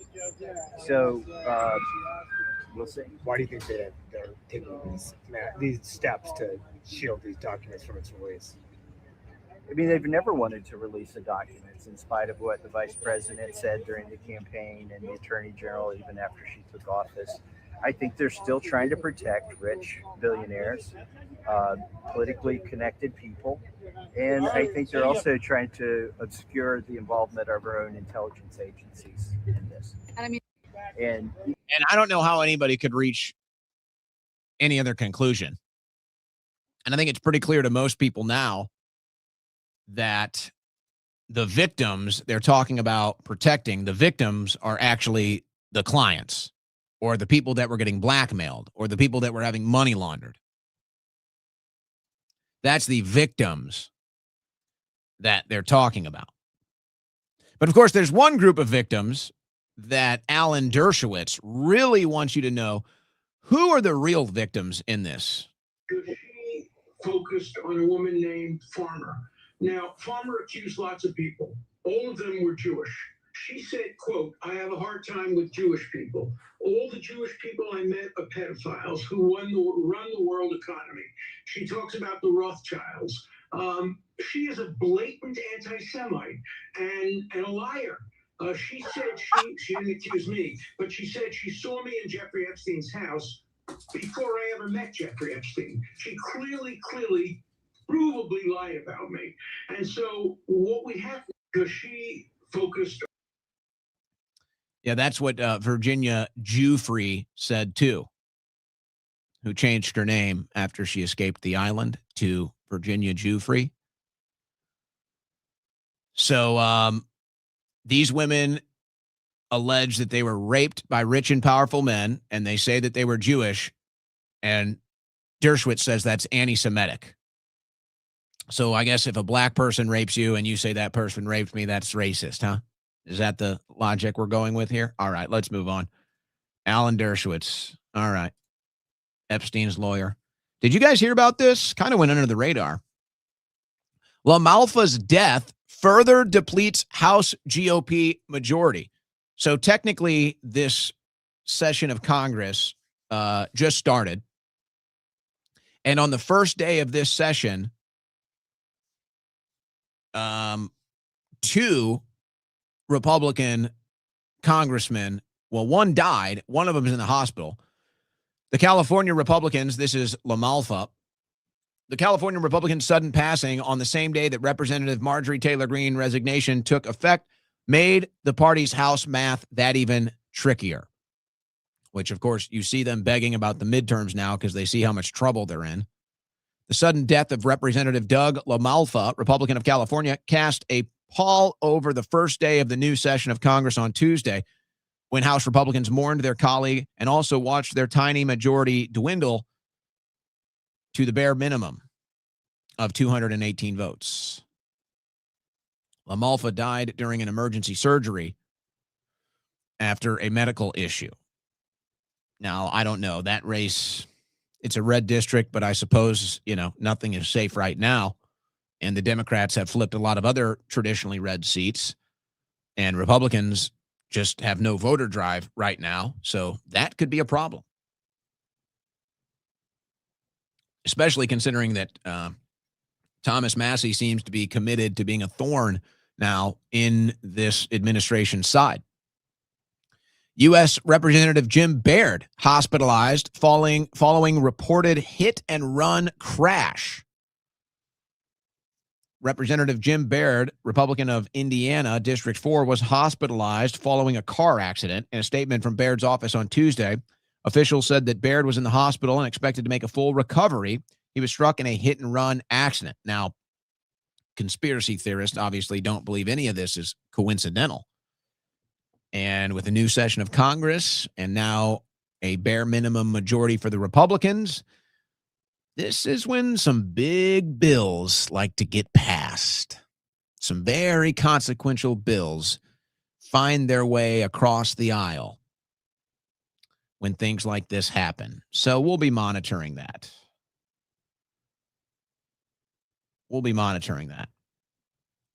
Meanwhile, the case against Brian Cole Jr., this is the alleged January 6th pipe bomber that more and more people are questioning if they even got the right guy. The defense demands pipe bomb suspect Brian Cole Jr. be immediately released due to no preliminary hearing and no valid indictment. His continued detention is illegal. Folks, this thing is getting wild. The incompetence of Pam Bondi's Department of Justice is insane. It is insane. They can't get James. They can't get Comey. They can't get the alleged January 6th pipe bomber. The lawyers for Brian Cole are demanding evidence of his alleged confession. So they said they had a confession. Nobody's seen it. Nobody has seen the confession. Cole's lawyers have filed a request for the prosecution to provide evidence of his confession, including any recordings. This request is based on the Brady versus Maryland Supreme Court case, which requires the disclosure of such evidence. They're demanding evidence of his alleged confession. So they said he confessed, but nobody has the evidence. Now, keep in mind, this is a guy who, I don't know if they've given the exact medical definition, but I guess he has some form of autism. At the very least, some form of autism. So, somebody like that probably has a lot harder time dealing with this stuff or knowing how to deal with this stuff or how to communicate what to say, what not to say. So it's an easy person to just blame and bring in and just shut the whole thing down. And they just said, oh, we got him and he confessed. Well, the lawyers have not seen the confession. Nobody's seen the confession. They just claimed he confessed. Nobody's seen it. And the lawyers are sitting here, they're saying, we have not seen the evidence for the indictment. We have not seen the evidence of the confession. He has to be released. How can this be? Now, let's say they got the guy. Let's say you believe they got the guy. So why aren't they giving the evidence over? It doesn't make sense. They could do it like that. They could do it yesterday. They could do it today. They could do it tomorrow. They can present the evidence that, Bongino, who's having his own little crash out, Bongino claims they got the guy. That was his big moment. This is his big deal, folks. This is Bongino. The only thing Bongino can take back to his audience, really, is that they got the pipe bomber. You can say we got homicide rates down. You can say we arrested more sex traffickers, or pedophiles. You can say that, and you can say that one time. One time is all you get to say that, because really that's just your job. So you can say that, and you can feather your cap one time with that. That's only going to fly one time. But that's all he's going to have to lean on. So this is supposed to be his big case. Brian Cole, the January 6th pipe bomber, this is supposed to be Dan Bongino's big get, his big scalp. And then he leads the FBI before the guy can even be found guilty. It's a little strange. How can Pam Bondi's DOJ or the FBI be so incompetent that they can't provide the evidence for the indictment, and they can't turn over any evidence of a confession, which is what they claimed the reason is why they were holding him, because he confessed. And this is a mentally ill person with autism that nobody believes did it in his social circles, in his family. And quite frankly, I'm not convinced either. If I had to make a guess, I'd say it wasn't him. It just doesn't add up. But if they have the evidence, why not turn it over? What is going on here, folks? This is either outright incompetence or outright corruption, maybe both. So how is Dan Bongino going to deal with that when he returns? I do have a Dan Bongino thing coming up later when we get to it in the third hour. Warner Brothers Discovery officially rejects Paramount's revised offer, stands by Netflix deal. Paramount released a revised tender offer last month, with Larry Ellison agreeing to personally backstop the deal. Warner Brothers says the offer would be the largest LBO in history, but Netflix gets the deal. Netflix gets the deal, and it turns out Warner Brothers tells shareholders that Larry Ellison didn't have the money. Warner Brothers tells shareholders that Larry Ellison's wealth isn't enough to best the Netflix bid. Now, folks, have you noticed there's a trend here? I've been saying it. The money isn't there. Now, with Ellison, you might say he's spread too thin.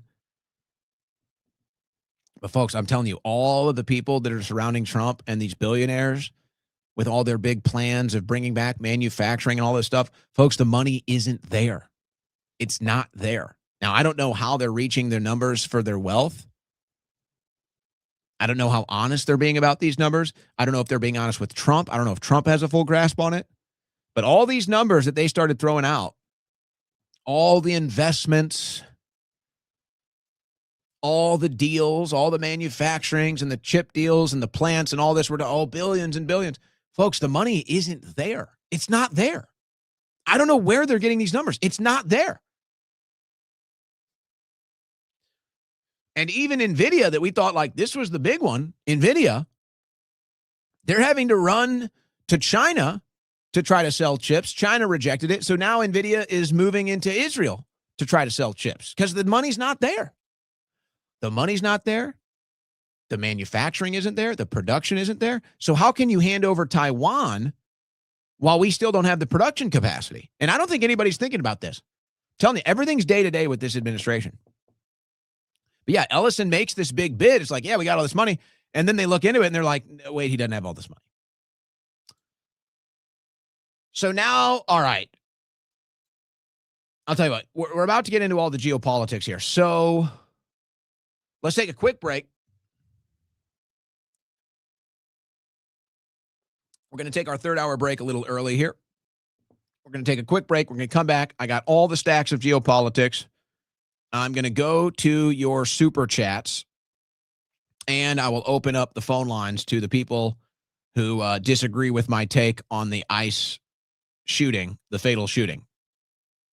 So I have no problem with people that have a disagreement, and I'll hear your points. So we have that coming up in the third hour. We take a bit of an early break so I can really focus on the geopolitics and then open up phone lines and read your super chats. Third hour of the Owen Report coming up next.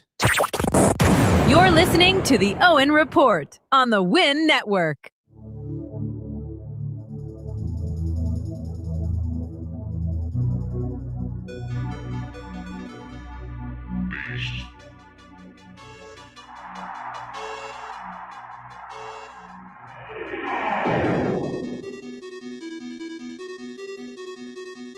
No one can stop this.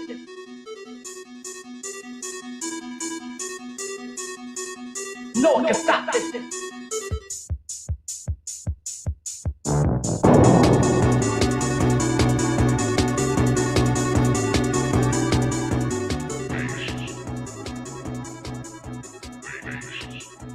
No one can stop this.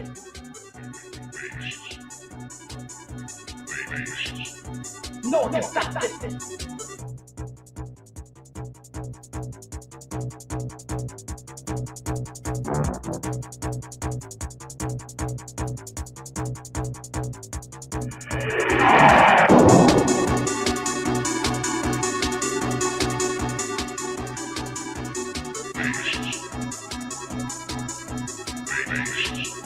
No one can stop this.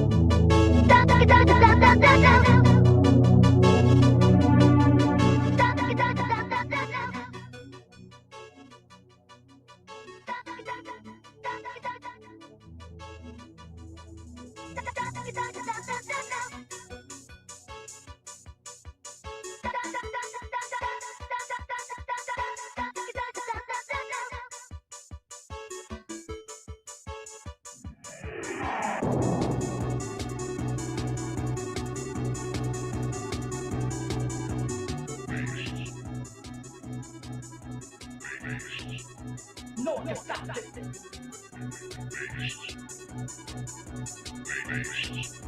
No one can stop this.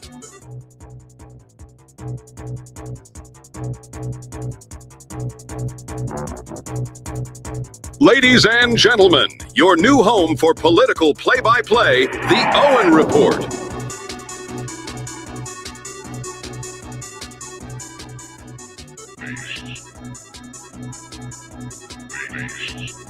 No one can stop this.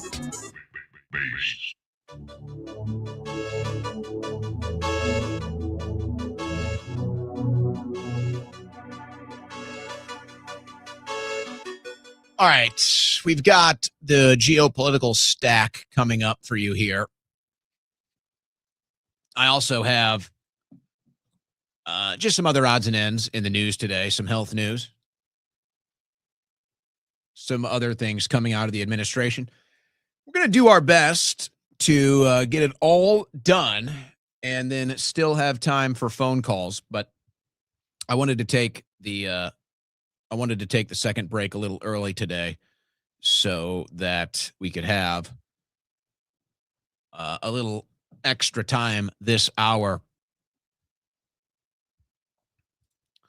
to get it all in, to fit it all in.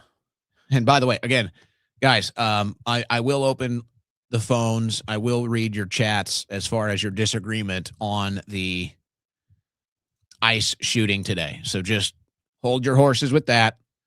Let's get through the rest of the news.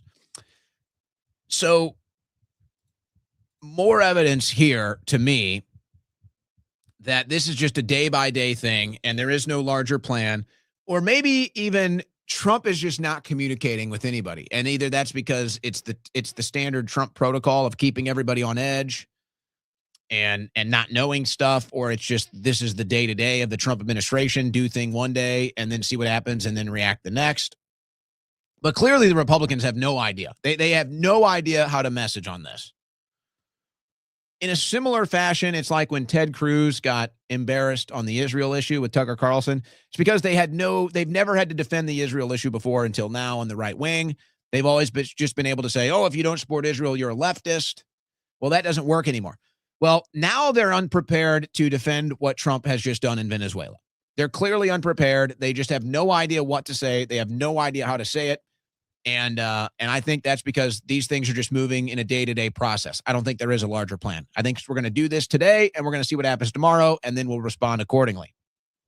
So here's Mark Wayne Mullen put on the spot to try to defend this stuff, and it does not go well for him.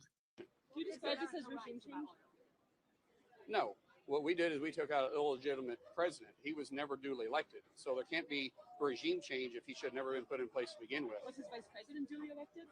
I don't know how their elections happened. I don't know if they're on the same ticket or separate. I don't know how that works, but I know if we were interested in having a full regime change, if we were interested in taking over Venezuela, we would have left our force in place. So, folks, this is so bad. Again, whether you support it or not, just this is so bad. He says, we removed an illegitimate president who wasn't elected. Okay. Then they say, well, what about the vice president? What about whatever's left of the regime? He says, I don't know how their elections work.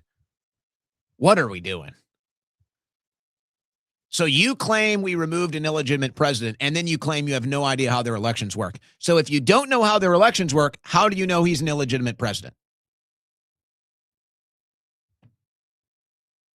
Now, people are kind of making jokes about,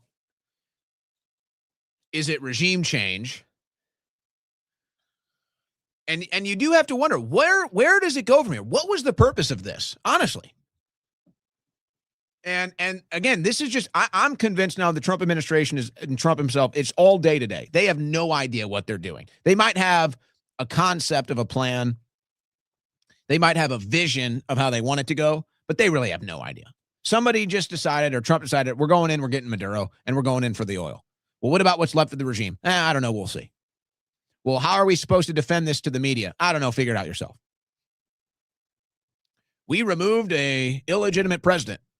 Well, what about the vice president? I don't know. I don't know how elections work. That is embarrassing. Now, I mean, I guess I give him credit. He tried to answer. He tries to, support it or whatever. He doesn't know. He doesn't know. Nobody knows. So what happens now? There is the Maduro regime. Maduro is still considered president as far as Venezuela is concerned. So what are we doing? So is it regime change? Is it not regime change? What are we doing? Maduro, oh, he's a drug kingpin. Okay, never mind. The drug gang we said he runs doesn't even exist. He's in New York. He's in a prison. There's going to be a liberal judge on the case. What is even going on? I don't think anybody knows, folks. I'm telling you, I'm convinced that the Trump administration just do stuff. And then they see what happens, and then they respond to it the next day. Now, here's the big one from today. U.S. forces dramatically seize Russian-flagged oil tanker in the Atlantic. Now, I don't claim to be the expert on this, okay? But I listen to experts. And basically, there is coverage going around that this did not have any oil on it. Now, I'll get to that in a second. An oil tanker making its way to Russia and linked to both Venezuela and Hezbollah has been seized by U.S. forces in a daring mission in the Atlantic. Now, whether that's true or propaganda, you can decide. And they want to tie everything into Hezbollah. So my guess is that's probably just Israel intelligence propaganda. Like when we had all the drones flying around and Israel's intelligence told our representatives and told our media that those were Iranian drones. It was an outright lie. Israel intelligence lied to our Congress and lied to our media. And by the way, they don't even care. They don't apologize. The members of Congress that said it, the media that said it, that they got lied to, they don't even care. So Israeli intelligence does that all the time. Now, the truth is, in Israeli intelligence that actually spies on everything that we do, they give members of Congress and they give members of the media exclusives that you see on social media. These people getting exclusives, a lot of that comes from Israeli intelligence. You say, how did they get this stuff? Because spies gave it to them. But a spy's not going to go on air and say, I found this, obviously, especially a foreign spy. So instead, they find channels and they give it to members of the U.S. media, and then they get to grow their social media accounts to millions of followers, and now they've got a propaganda outlet. But I digress. There is evidence that Venezuela was coordinating with Russia and even potentially China to get as many assets out of the country before this invasion happened. So obviously the U.S. military gathering on the coast of Venezuela, and they're like, okay, we got to get some assets out of here. So it sounds like Venezuela was able to get some assets out of there, maybe some oil assets, some gold, some silver, some other stuff. And so it seems like the United States was looking for whatever it was Venezuela snuck out. And I think that that's what this is all about. Now, again, I'm not the expert, but this is what I was told. So you see this picture. If this ship was filled with oil, the water line would be closer to this blue right here. Again, if you're out there and you're saying, gee, Schroyer, you sound like an idiot, I apologize. Again, this is what I was told. Because the rumors are swirling, and maybe it'll go mainstream, that this ship that they commandeered didn't have oil on it, and they weren't even looking for oil. They were looking for something else. So what I was told was that the indicator that there's no oil here is because the ship is so high on the water that if it was filled with oil, the water line would be right here where you see the blue and the gray separated in the paint. Okay? So people think they're looking for something else. Military equipment, gold, whatever. They think they're looking for something else that Russia was trying to smuggle out, and this other shadow fleet was trying to smuggle out of Venezuela without the United States taking control of it and before they went in and removed Maduro. So really, it all adds up. It makes sense to me. And I don't anticipate we'll ever know. U.S. seizes Russian-flagged oil tanker linked to Venezuela after weeks-long pursuit. The White House said the crew on board the Marinera, originally called the Bella, which has been reflagged as a Russian vessel, will be brought to the United States for such prosecution if necessary. The operation to seize the sanctioned vessel, which changed its name from the Bella 1 to the Marinera after fleeing the American blockade of Venezuela last month, was carried out early Wednesday. The U.S. also announced the seizure of another sanctioned tanker, the MT Sophia, which has said it was conducting illicit activities in the Caribbean. So it does look like there's some sort of cooperation here between Russia or maybe China to try to help Venezuela protect some assets, or Maduro protect some assets before the capture and the invasion. Who knows how many other ships they might have gotten by. There's supposedly an oil flotilla that's trying to break the U.S. blockade that's heading in to get the oil. So this case is certainly not a settled deal by any stretch of the imagination. And I don't think it was oil that they're looking for, and I don't think it was oil that they found. And I don't think we'll ever know the truth, by the way. Russia floats horror World War III nuclear threat as U.S. seizes tankers, sink American boats. UK forces supported the seizure carried out by U.S. Special Forces of the Russian-flagged oil tanker Marinera. Well, they're all anti-Russia, so that would add up. A high-profile member of the Russian Duma issued a chilling threat to the states following the seizure of 2 oil tankers believed to be part of the so-called Ghost Fleet. Alexei Zhuravlov, The first deputy head of the Defense Committee went so far as to suggest nuclear weapons could be deployed in response as per the military doctrine of the country.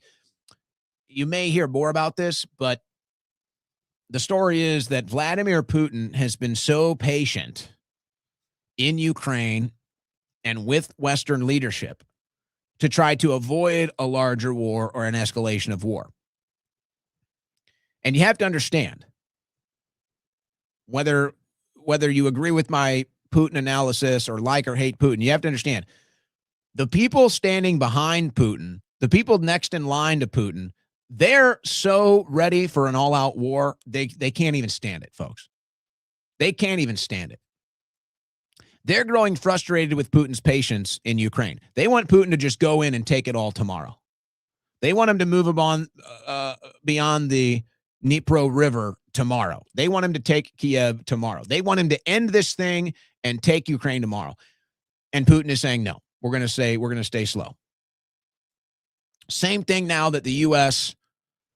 has been funneling and aiding Ukraine in its war that's killing Russian soldiers, and now taking this Russian oil tanker, and they're saying, this is our military doctrine. We can strike, and they want him to strike. You could argue Putin is the only one stopping World War III from happening. Because Europe would love to see some alignment of forces against Russia to take Putin out. You know that they would love that. And probably some people in America would really get gung-ho about that as well. And the leaders behind Putin are saying, hey, let's do it. Screw him.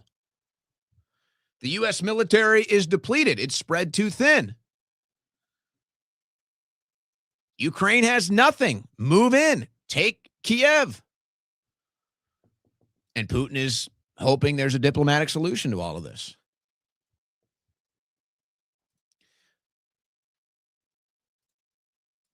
But I have a feeling that it's not so good. I'd like to think Trump has things under control to avoid World War III, and I'd like to think that he would like to avoid World War III. But some of the statements and actions make me start to wonder otherwise. And now I wonder if Trump can even trust anybody on the national stage anyway to try to avoid this stuff. Buy Greenland, take it. Why? An old pact already gives Trump a free hand. Analysts say the Cold War agreement allows the president to increase the American military presence almost at will. So maybe that's the move he makes. There's no military takeover. I guess you could just put a bunch of military there and raise the U.S. flag and say, what are you going to do about it, Denmark? What are you going to do about it, NATO? And then we could get out of NATO, which sounds like two wins right there. That's like killing two birds with one stone. We get Greenland and we get out of NATO. That's a total victory. So we'll see what the strategy here is, but they're bringing it back up. I wonder how serious they are about it. And then it's just like, okay, so we can go out and purchase Greenland with whatever amount of money, even though we're 40 trillion in debt and Americans are broke. Again, I'm not even against it. I'm probably for it. It's just the larger issue of it just shows how money is fake. So why even pay taxes? Denmark will shoot first and ask questions later over Greenland. Danish Defense Ministry confirms 1952 rule of engagement requiring soldiers to attack invading forces following U.S. threat. I don't think that's going to happen. I don't see that happening. Danish soldiers will be required to shoot first and ask questions later if the United States invades Greenland under the Army's rule of engagement. The Defense Ministry also said the rule remains in force. Same rule we just talked about from 1952. I don't see any of that happening. I really don't. The question is, if Trump is serious about acquiring Greenland, how he plans to go about it. Denmark is not going to stand up to the U.S. military. And NATO will end up in quite a predicament because they're going to declare that this is a NATO defense strategy, but the United States is the number one funder of NATO. So what are they going to do? What are they going to do? The best option here, if they're serious, is to just buy it Or you know what? Maybe not. Maybe just go in, move the military, and just raise the flag and just say, what are you going to do? What are you going to do? Oh, NATO's upset with us? Okay, we're out of NATO. It doesn't cost us a dime. We conquer the land, and we get out of NATO. I actually don't mind that plan. But we shall see. We shall see. Because for whatever reason, they're pushing this Greenland expansion again. Trump plans to build luxury ski resort in war-ravaged Syria to help ease Middle East tensions. I guess that might help ease tensions. Go for a ski trip. The proposed peace project of one of many Trump is juggling in 2026. Well, yeah, that's what they want to do. They want to bring peace to the region, just like every other president before them has tried and failed. Donald Trump is plotting a jaw-dropping luxury ski resort in Syria in a bizarre bid to ease tension between Israel and the Arab state. Like I said, you're going to have Trump ski resort, Trump golf, Trump Gaza, Trump Plaza, Trump Yaza, Trump Blaza. It's just vanity stuff. But again, we'll see how serious any of this stuff is, I think, in a couple of months. Iran on the brink as protesters move to take 2 cities and appeal to Trump. Abdanan and Malakshashi cities reportedly taken over by people celebrating in the streets, chanting death to Khamenei. Now, this is all being led by Israel and by Mossad. It's not a conspiracy theory. They've said it. They've admitted so. So before all the people start freaking out, oh, you always make it about Israel. No, they said Mossad is there leading this. So just stop. And of course, everybody knows Israel wants regime change in Iran. So just stop. Just live in reality with the rest of us. But it appears that this is not going to happen. So now either Israel and the U.S. is going to have to make a military move, or Iran is going to have to make a military move. And Trump said if they started shooting protesters that they would act. Well, protesters have been killed. Dozens of protesters have now been killed in this. And so it seems like Iran invasion or strikes are imminent now. It seems like it's just a matter of time. And then they'll come out and say, we actually saved lives because everybody was going to die in this. It's the same excuse they always use. Iran sees largest day of anti-regime protests. Large-scale anti-regime protests swept across Iran on Wednesday in what rights groups described as the biggest day of unrest so far. And again, dozens have now died. So this is rather imminent, I would say. It's just a matter of when.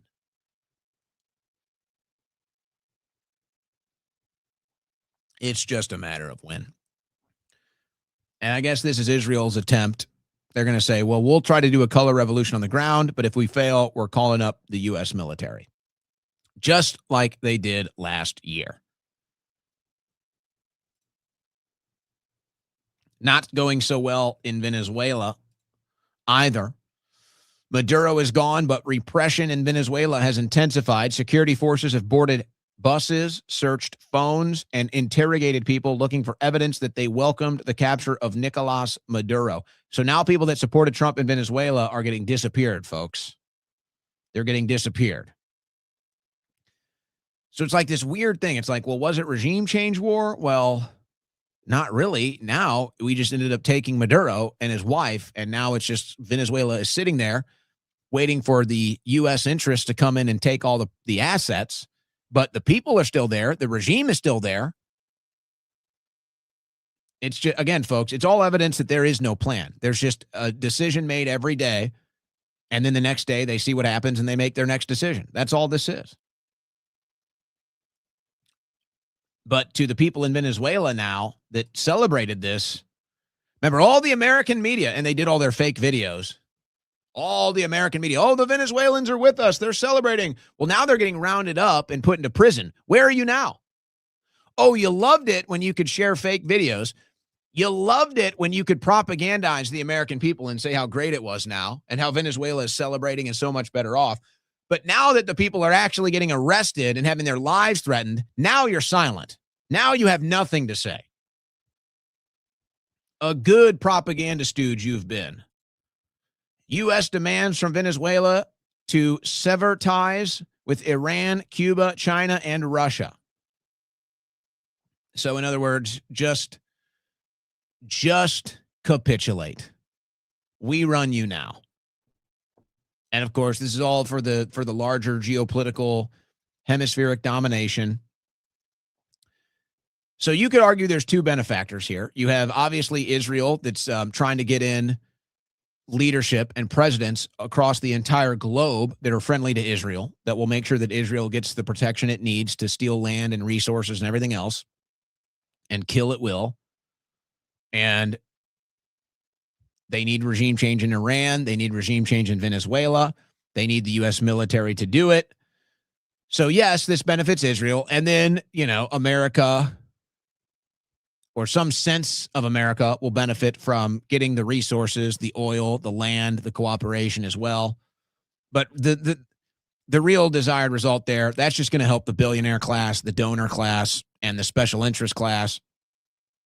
And then it's just protecting Israel for whatever it's going to try to do in the region from the political leadership that might try to stop them or fight back against it in Iran and Venezuela.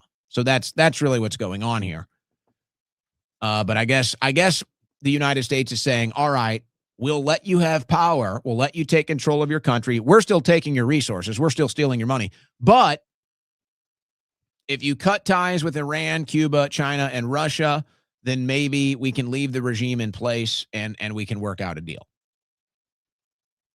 Now, I've seen these reports for a couple days. It's now mainstream news. Who knows what the real story here is, but U.S. strike smashed math center medical warehouse, Venezuela says. So, I don't know. Take it all with a grain of salt. But I will say this. The what's left of the Maduro regime came out. We played the clips, and they said the attack on Venezuela has Zionist playbook written all over it. And they're kind of right. This is what Israel does best. They just bomb whoever they want, get away with it, kill whoever they want, get away with it. And then they claim to be the victim.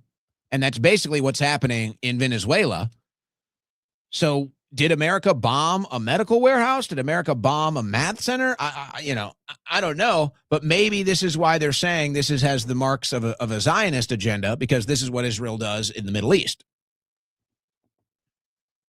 So I don't know. I'm kind of taking it all with a grain of salt, but it reached mainstream news today, so I figured we'd cover it. And now they're talking about civilian casualties as well. So, and there is footage of this, by the way. There are videos of these, the math center and the medical warehouse being destroyed. You can see some of the pictures right there. And now they're claiming civilian deaths. So this is all blackout. This is all media blackout in America. This is all media blackout in the West. Here's what Caroline Levitt, briefly, here's what she said about all of this. Authorities in Venezuela right now, and the president has made it very clear that this is a country within the United States, the Western Hemisphere, close by the United States.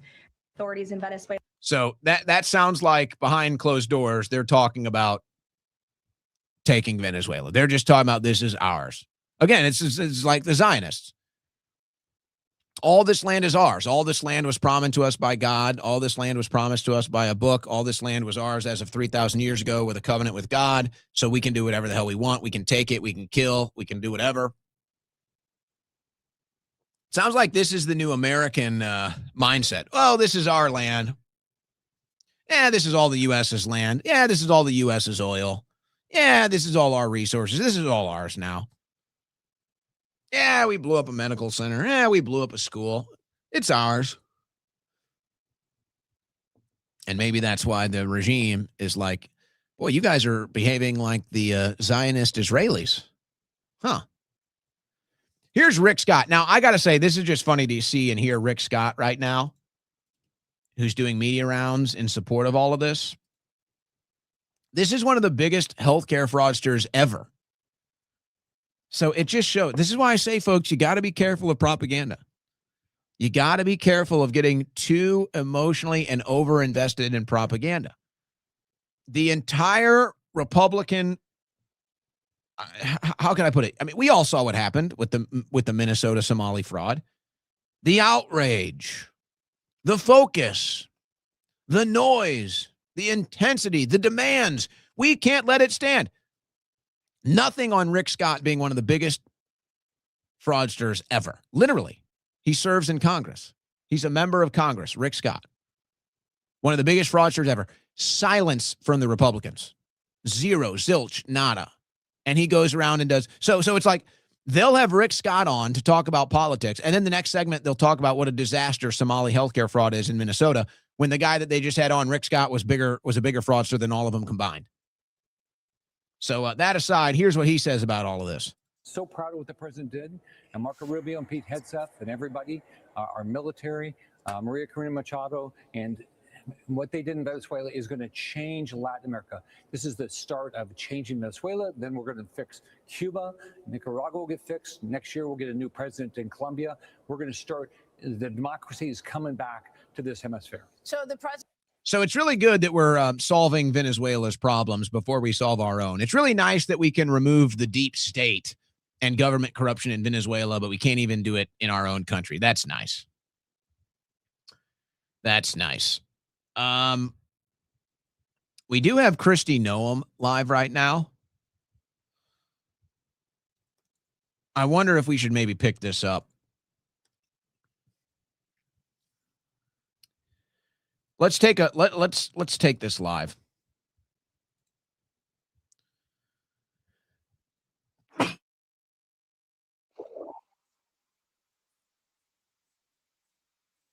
Federal officers by the ramming of vehicles. 3 of them happened here in Minneapolis.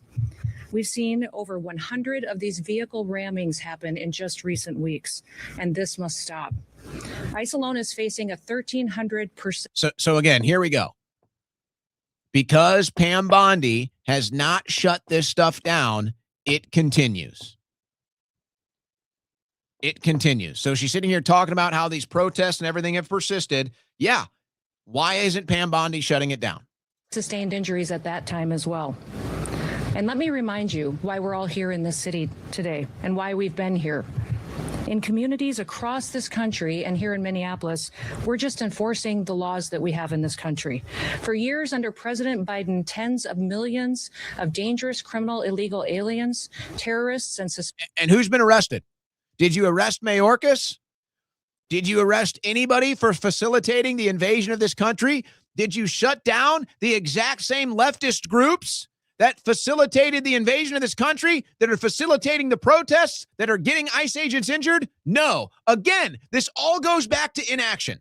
This all goes back to inaction. This all goes back to incompetence. This all goes back to Pam Bondi and the lack of deep state arrests and the lack of shutting down the left-wing terror cells. It all goes back to that. So this ain't hitting for me one bit. Governor Walz has released over 470 violent criminals back onto the streets here in Minneapolis. He has another 680 of them still within his jurisdiction that he could give to us today to face the consequences for their crimes. Because Governor Walz and Mayor Frey refuse to protect Minnesotans and instead they protect these criminals, that's why we are here. And we didn't just show up yesterday, we've always been here. But we're surging operations because of the dangerous situation we see in this country and because we're no longer going to allow illegal criminals to damage and harm, to kill, to sexually abuse, to proliferate drugs, and to steal American taxpayers' dollars. This state has faced... I mean, folks, I'm sorry. You literally do. The Epstein list. Like, it's just, that's what I'm saying. It's just, folks, none of this hits.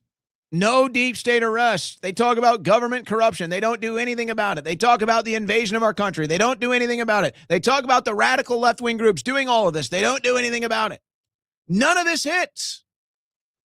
He and our federal law enforcement officers are here to bring peace and to bring public safety and to ensure that criminal activity is stopped and that people who perpetuate it will face consequences. Since we have been here in recent weeks, we have arrested over 1,500 criminals off of the streets. Our law enforcement has arrested murderers, known and suspected terrorists, child pedophiles, and other brutal criminals that were protected here. Yeah, this is worthless. This is just a cover up now. She's not even going to talk about what happened today. They're just building a case in protection of their officer. So that's just worthless. Let's go back to the news. Okay, here we go. We were interrupted, but that proved to be completely worthless. So we're moving on. Let's go to Lindsey Graham. He's never seen a war that he wouldn't send your sons and daughters to die in. And so this big closet homosexual, this big fake tough guy, he's now going back onto Fox News, back onto Sean Hannity to talk like a tough guy. Here he is. To the people of Iran, help is on the way. Did you really have this? Again, here we go again. To the people of Venezuela, help is on the way. Well, what about the people of America? Don't you work for us? Don't you represent America? To the people of Iran, help is on the way. What about the people of America? Don't you work for us? Aren't you Americans?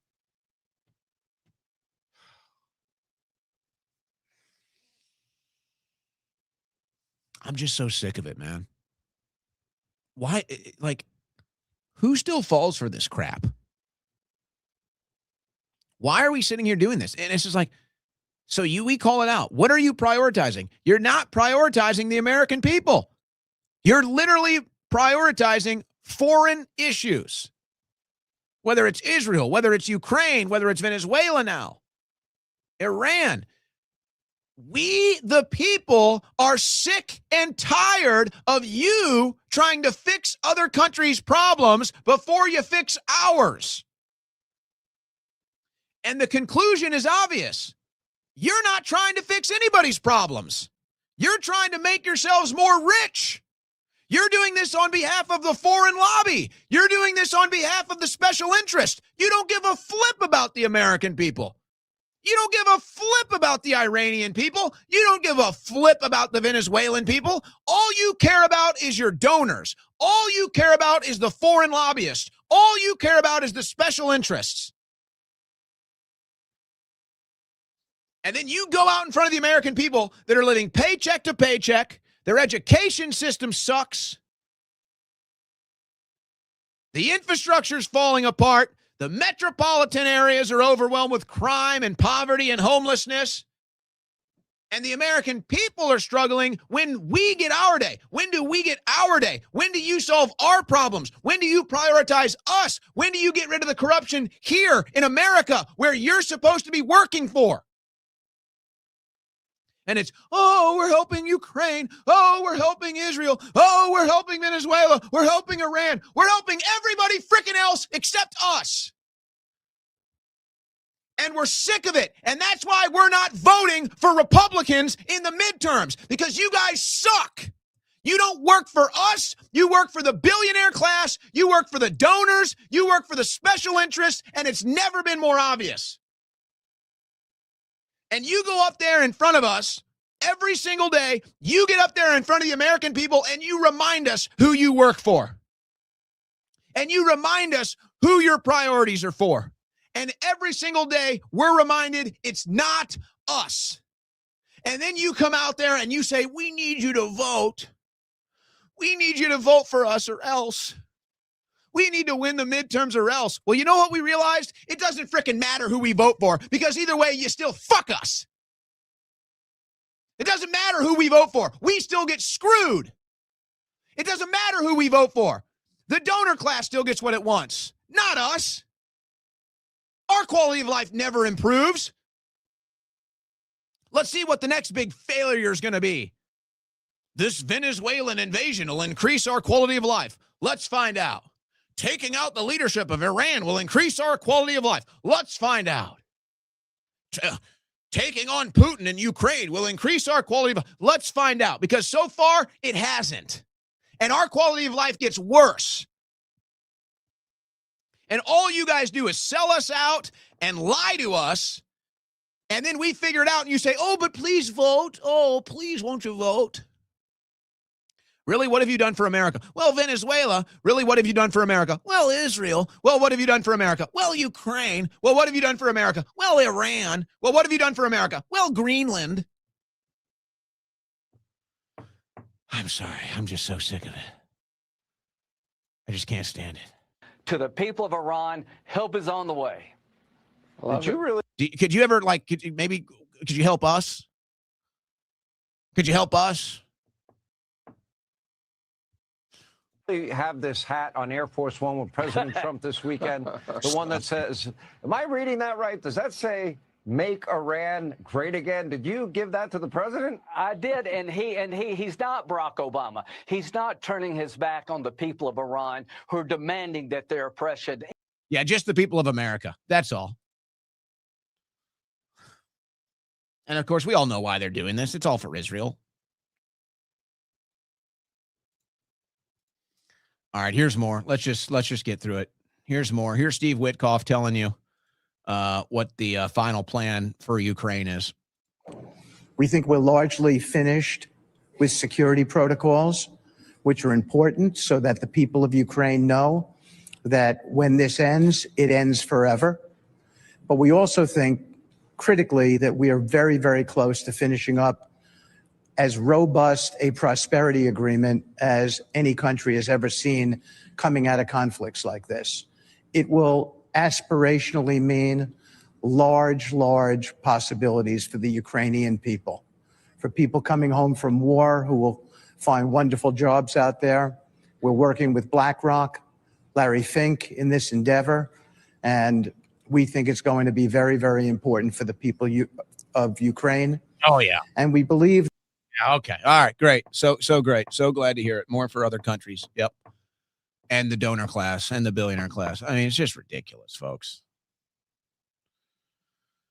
I don't know if I can make it through this anymore. Do you want to hear Caroline Leavitt gaslighting you about the deep state? That's all this is. Here you go, guys. Here's your hope for the day. We're going to get the deep state. Another matter, over the past few days, Director of National Intelligence Tulsi Gabbard has unveiled shocking new evidence that former President Barack Obama and top aides in the Obama administration conspired to subvert President Trump's 2016 election victory and undermine the democratic will of the American people.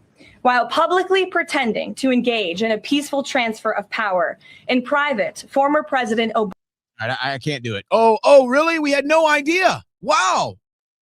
Guys, we had no idea that Barack Obama illegally spied on President Trump. We had no idea that Russiagate was fake and the collusion hoax was fake, and it was all Hillary Clinton paid for propaganda that the Obama administration used to illegally spy on Trump and his associates. We had no idea. Wow, you're breaking it. So when did the arrests start? Right. Trump administration declares war on sugar and overhaul of food guidelines. Well done. Well done to the Trump administration here. Well done to RFK Jr. here. Processed sugar has been one of the worst things that we've added to our diet, processed sugar. And then the companies that were producing the processed sugar paid for studies to blame it on meat and eggs and dairy and everything else when it was just processed sugar the whole time. And so they revealed their new food pyramid today. And I got to say, well done. Good job on the administration here. This food pyramid is much better and more accurate and more realistic. And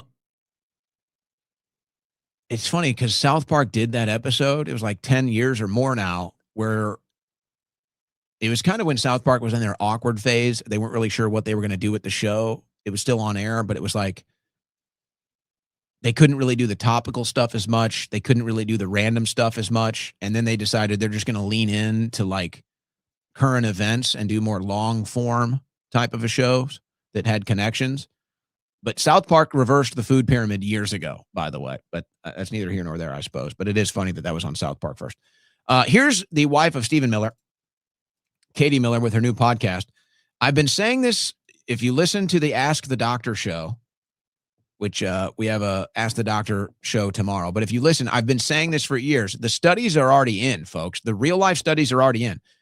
Non-vaccinated children, you can see the difference, especially when it's your own kids. So here's Katie Miller talking about her experience with some of her children that are vaccinated and some of her children that are not vaccinated. This is real stuff, folks. I'm telling you. I think more young moms, as they start asking the questions, are seeing what you and I both see. Correct. Which is healthy children can do a lot better not being vaccinated. Yes. It really is true. And when you see, there's studies out there, an inconvenient study is a documentary that you should watch. And they did that study, but they won't put it out there, showing the chronic illness of the percentage you would be mind boggled. By the way, if anyone is thinking of vaccinating their child or unsure, please just watch that documentary, because the study was done. But the guy that did it, who was a lead guy in the best hospital that we could possibly ask to do this, said, "I'll never work again if I release the study." Well, they got their hands on the study and released it. So please watch it. I haven't talked about this, but my oldest child is fully vaccinated. My youngest child is not vaccinated at all. My oldest child had milk soy protein allergy, right? And we had struggles breastfeeding. My third child was fully breastfed until age 1. Great. He is my healthiest Correct. child who never, ever gets sick. He's never been on antibiotics. He is like every day could put food in it, like dirt in his mouth, and he will not get ill. Honestly, this is what I've heard. And You know what's so strange? And I guess this is really probably a me thing. I can't help it. This is just a me thing. This is my like weird tick when I hear this stuff. And it applies everywhere, by the way. But here they are, and they're talking about how, wow, I mean, basically we've been lied to by the vaccine companies. We've been lied to by the people that make the studies and fund the studies. And it turns out that we were basically pushed poison to injure our children. I mean, that's the conclusion we're mainstreaming now, right? I mean, that's the conclusion we're mainstreaming. Katie Miller, RFK Jr., the Trump administration. It's like we're mainstreaming the conclusion that we've reached here, which is our children have been poisoned and we've been lied to. So again, I'm just sitting here, I'm like, so we're talking about mass crime. When do the arrests start? But don't worry, we're doing regime change all around the world before we arrest our own deep state criminals that literally poison our children and poison our water and poison our minds. And what's funny is the people that we go arrest in regime change, they're all saying this too. Isn't it ironic? I'd say it's ironic. Not so funny, though. MAGA coded. This is what they're calling the new CBS Evening News anchor, Tony Dokoupil, who was put in by Barry Weiss and Larry Ellison as a favor to the Trump administration, but they're all just pro-Israel. So there's no MAGA coded. It's MEGA coded. MEGA coded CBS anchor mocked for bizarre crying segment. Dude, it's so crazy to watch this. These are not MAGA conservatives. Nobody's even heard of these people. And they say the MAGA coded host whose career under the network's new right-wing boss, Barry Weiss. Barry Weiss is a liberal. Like, what are we doing? Barry Weiss is literally a liberal. She was a liberal her whole life. That clearly has now just been an op. Clearly, she's now just a right-wing plant. She's now just an Israel asset right-wing plant. She is a liberal, a New York Times liberal who broke from the radical left and now is just an operative for Larry Ellison and Israel. And they say she's MAGA and she's right-wing? What are we doing here? What is this clown world? All right, so here we go with the midterms. Oh, my gosh. I find this so funny. So here's Dana Loesch. She's on Fox News. She wants you to vote in the midterms. Listen to Dana Loesch.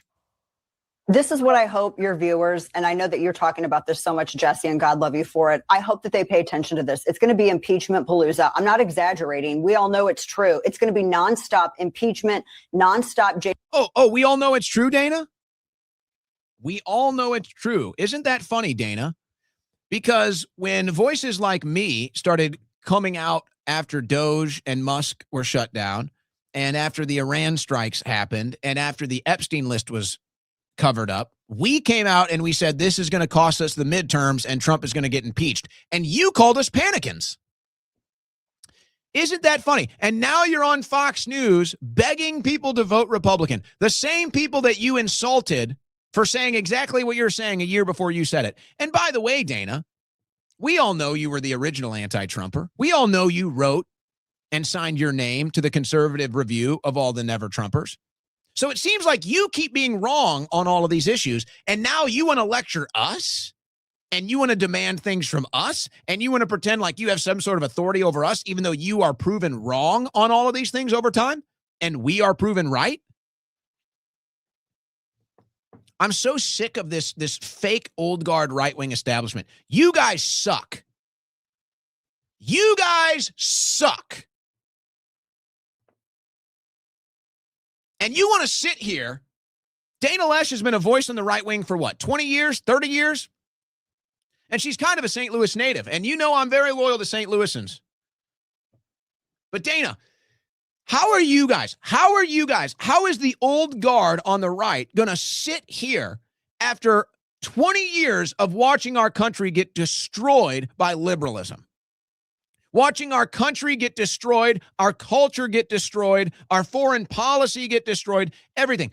You, the old guard conservative, look at what you left us with. Look at what you've left us with. Record debt, record illegal immigration, culture destroyed, American identity destroyed, heritage Americans forgotten on your watch. And now you're behind everything. You didn't support Trump. You weren't worried about the midterms. And then you want to sit here like a voice of authority? You want to sit here like you have some sort of posture of authority to make demands on the rest of us? We are sick of you. This is the end of your era. Enjoy what you have left. You guys are done. You have failed conservatism. You have failed younger generation of conservatives, right-wingers, Christians, heritage Americans. You guys failed. This all happened under your watch. You don't get to make demands anymore. You don't get to come from a position of authority anymore. You guys are done. And now you wonder what happens with Dan Bongino. I won't spend much more time on this. But he's now realizing he's lost most of his popularity. He's now realizing that at least probably half of his audience is not so supportive anymore. And so what is his excuse? It's all fake. It's all bots. None of it's real. Okay, Dan. This is their new excuse because they can't accept that they're not popular anymore. This is their new excuse because they can't accept that the old guard right wing is dead. It's a dying breed. Nobody's interested anymore. And eventually the free market of the internet is going to destroy them because we don't need you anymore. I don't have to listen to Dana Loesch anymore. I have thousands of options now thanks to the media on the internet. You don't get to dominate syndicated radio and be a voice of the right, Dana. Your days are over. And it looks like Bongino is about to learn this as well. So their excuse is, Candace is popular because of bots, or Fuentes is popular because of bots. No, you guys are just not popular. You guys are just basically worthless. And now most people on the right have realized it, so they don't listen to you anymore. And you're upset because you're losing your influence. You're losing your status. And now you're just blaming it on everybody but yourselves, even though you failed. You are the ones that failed. Not us, you. You have been the standard bearer. You have been the Coast Guard of conservative and right-wing politics for decades, and you have failed. So now we want new leadership. Now we want new voices because we're sick of failure and we're not happy with what you left of us. And you think you get to dictate to us how to think? You think you get to dictate to us how to feel or even how to vote? How dare you? How dare you? Your failures. And now Dan Bongino thinks he can come back to his audience. This has to be one of the strangest things we've ever seen. So Dan Bongino, he's going to have war against the deep state. That's Dan Bongino. That's the Dan Bongino show. War against the deep state. War against the corruption. And then he actually gets into the FBI. and leaves in less than a year and says, I'm declaring war on my own audience. This is one of the strangest things I've ever seen. I have to tell you, it's one of the strangest things I've ever seen. I mean, I'm curious to see how it goes. I guess he's back on air tomorrow. Somebody asked me, are you going to be tuning into the Bongino show tomorrow? I just was like, I mean, I'm interested to see how it goes, but quite frankly, no, I don't see any value in that show anymore. Bongino's made it clear. He's not going to become an FBI whistleblower. He's not going to tell us why things didn't work out. He's going to go on there and run cover for the administration, run cover for himself, and go scorched earth on his own audience. So that has no value to me. I'm curious to see how it goes. And the Daily Wire is so desperate now. This is hilarious. The Daily Wire is so desperate. They're now doing an entire show to mock Candace Owens. So they're like revamping her own show that used to be on Daily Wire. And now they're going to have some bimbo talk over it in like a live action response to Candace Owens. So you have to understand, here's what's happening. Two things.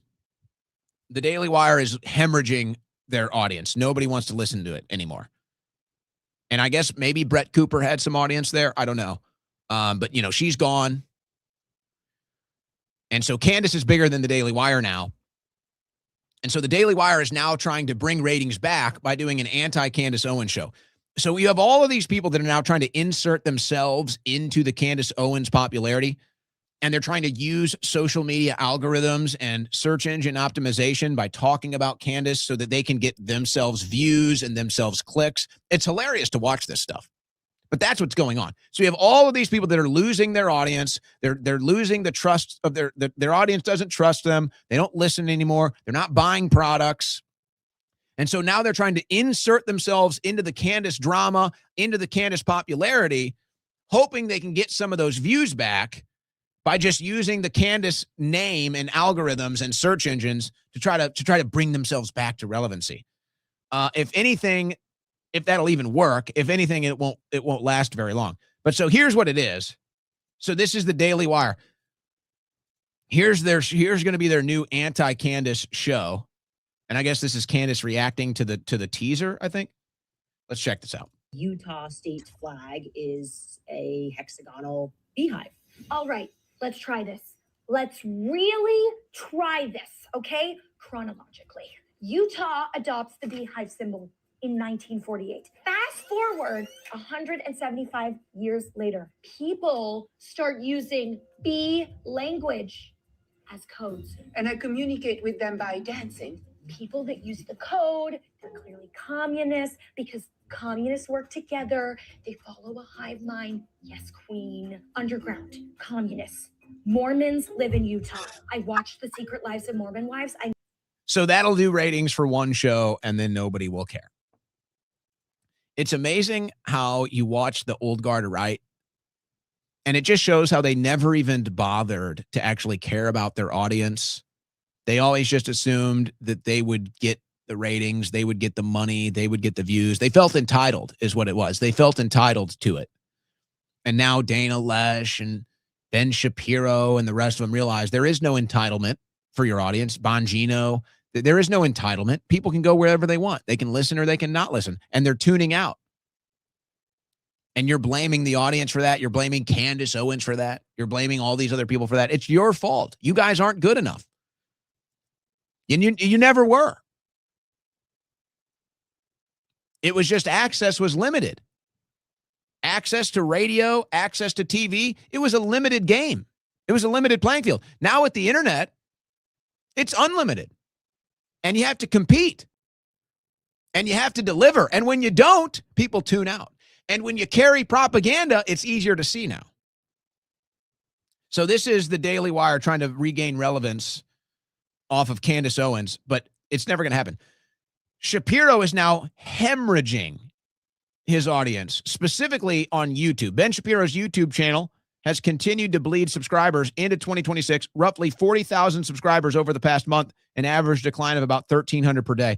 I also happen to know that their subscriber base is slowly but surely dwindling as well. Now, I was told, I don't know this, but it would make sense, and this is why they talk about being botted. I was told that a lot of these shows are just straight up botted. They bought their own ratings. And that's why they're blaming everybody else for botting their ratings, because that's what they've been doing forever. And it's easier to hide behind a TV rating system or a terrestrial radio rating system, which is very vague, open for interpretation. But now with the internet, it's a lot easier to track real numbers in real time. And theirs just aren't that good. So they bought themselves, and they just assume everybody else is doing it. All right, let's see here. We can skip that. We can do that another day. Let's do this. Let's close this out and go to Super Chats, and maybe we'll have time for phone calls. Ron DeSantis, with Anna Paulina Luna and a couple others in Congress, are trying to ban trading. Ron DeSantis is really leading the charge on this, and he needs to do a couple things before he leaves his governor's office in Florida, like end some of the state taxes that they have. But major push to ban insider trading. Listen to him lay it out here. You notice this thing, and it's really odd. You'll have people get elected to Congress having never shown any investment acumen ever in their life, and then all of a sudden they become Warren Buffett on steroids.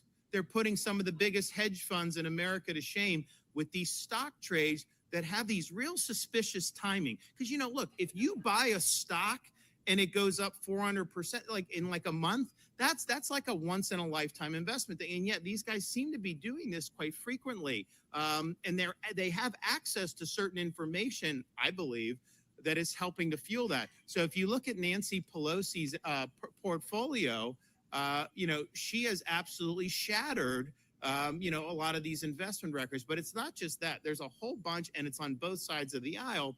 So what Anna Paulina Luna has done is said, we got to stop the insider trade. It's basically a different form of insider trading. Like there's certain insider trading on Wall Street, and that does apply to Congress, but they're privy to different types of that's not really contemplated under existing laws. So what it should, and what I did, so, I was there for 3 terms. The day I got in, I stopped doing stocks. So I've never done a stock trade since I've been in elected office. And my reason was, why would I want to be in a situation where like I take some action and then someday someone will say, oh, well, that's because, you own Microsoft or you own this or that. I was like, no. So it's like 401k, all that stuff. And that's not, but this, I'm going to buy here, sell here.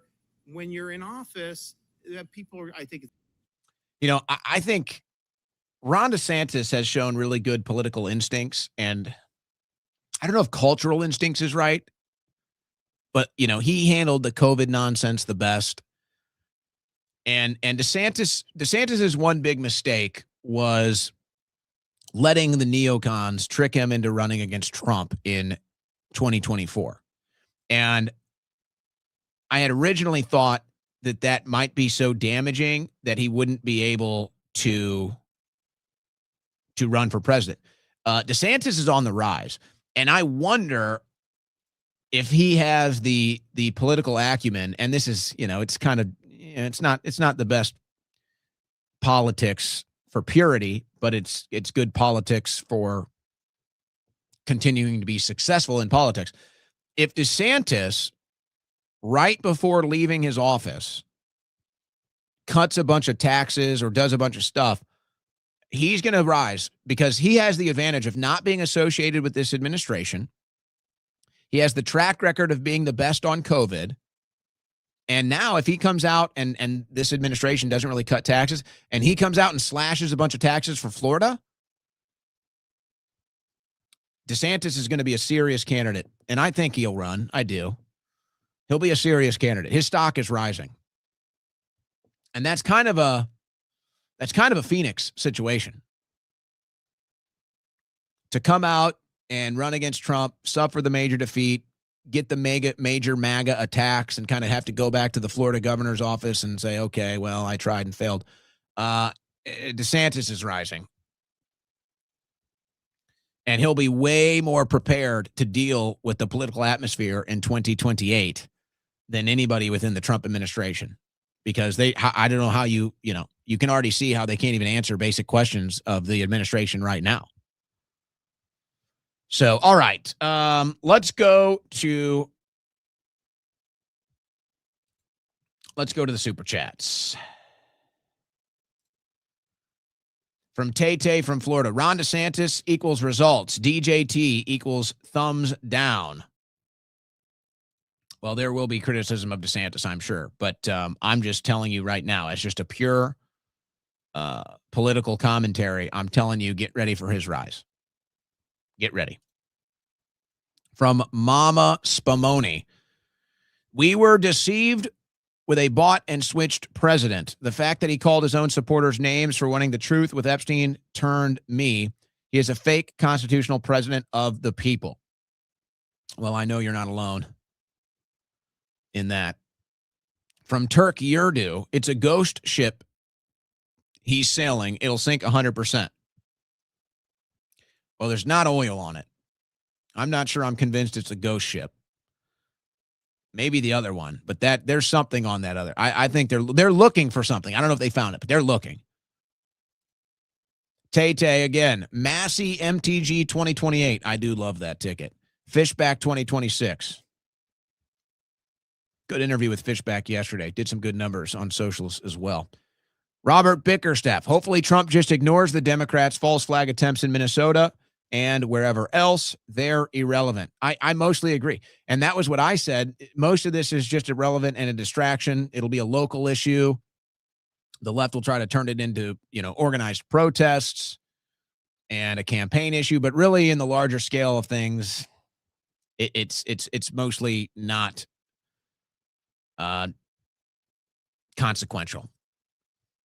Now, for the person that died and the family and everything, okay, we're not discounting that. But yeah, for the most part, now I will say if the left turns this, but I think that's why they're backing off the protest stuff, because they realize it doesn't really help them win elections. So there's going to be protests and marches and stuff, but I think they're going to really tamper it down, knowing that when they have these big violent riots and stuff, it doesn't help them politically. So I do expect it to be way more tame when it does hit the streets. And by the way, there's already a massive, looks like at least maybe 10,000 people are out in the streets right now in protest of that. So yeah, there's no doubt they're going to use it, but I think it'll be way more tame. Let's see. W. Huynh. Frankly, you need to do some more time. Buy yourself a book while you're in with me in spirit. You want to send me back to prison? Well, you sound like the woke right. Tay, I see plenty of ICE recruits ads on YouTube and Rumble. I'm telling you, that's going to be the big one. Now, I tuned out early of the Noam press conference, so I don't know if she got into details of that officer. I would guess not. But it's going to be interesting to see if that was somebody they just hired off the streets or not. That's going to be a major detail in this.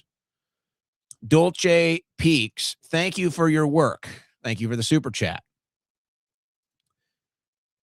Shanty Hum, glad to have you as we experience all this craziness.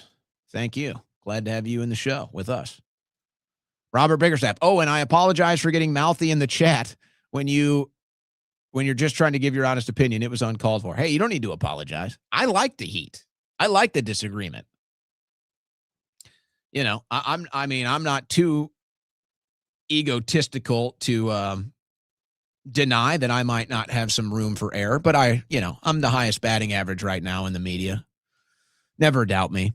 But on an issue like this, it is mostly opinion. On an issue of what just happened in Minnesota, it is mostly opinion. So I don't have any problem with you having a different opinion. Get mouthy. Get as mouthy as you want. And don't be afraid to direct it at me either. I enjoy it. It makes us all better. PFF 1974. Leftists have been complaining for decades about police brutality and are still surprised when they see it. At this point, they should just have situational awareness. Don't mess with anyone with a gun. Well, exactly. And that's why I think really my first impression is both individuals were in the wrong here. I can't defend that woman. I can't defend that woman who resisted arrest and made contact with an officer with her car. There's no defense of that. I can't defend that. Now, does that mean she deserved to die? I don't think so. But Noam did come out and say that the officer was acting within his training. So I imagine that was going to be the the argument that they made, and now they've presented that in a press conference. But I can't really defend either one of them, quite frankly. I can't really defend the woman at all. She was an idiot. And I can't really defend the ICE officer that took the extra shots after contact and the vehicle was cleared. So it's just a mess. It's just the whole thing is a mess. I go back to lack of arrests, lack of dealing with the radical left. If no arrest, cooperation with Mexico is key. Now it's called the Mexican dream. Americans make up 65 to 70% of Mexico's immigrant population since COVID. Well, yeah, I'm not sure exactly I don't know exactly the direction of that, but yes, a lot of people have moved down to Mexico. A lot of white Mexicans now. As the world crumbles, I'm tired of hearing the government needs to do this, the government needs to do that. The government is the problem. It's we the people now. Yeah, the government just needs to get out of our lives. We have become comfortable with our own cowardice, and cowardly we shall fall, for we are ruled by pedos, and here we sit doing nothing, which makes us responsible. Fair enough. Corn Pop 82, midterms. I'm going to draw a unit on the ballot and get my I voted sticker. A unit. Yes. Okay. Okay, Corn Pop. Tay, comment section, Dan Bongino. Is it live right now? Was he live today? Are you saying you've seen it? Cutesy time continues. Robert Bickerstaff. It's going to be cuter than ever, guys. It's going to be so cute. CS Hollywood. Not fair to convict and sentence officer ahead of learning all the facts. It's madness for anyone to enter law enforcement now. How sad. That's true. That's true. The DOJ had no problem jailing January 6ers. Why are they so shy with Antifa and anti-ICE obstructionists? Well, there seems to be a lack of arrest problem here.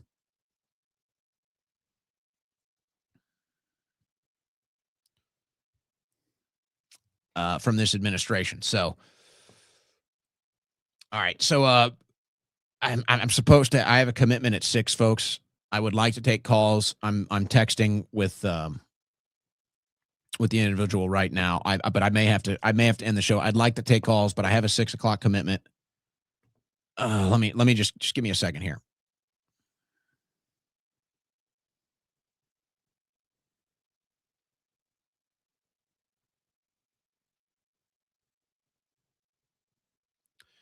And to those of you wondering, because I know you're all very concerned, we do have a haircut scheduled for tomorrow. All right.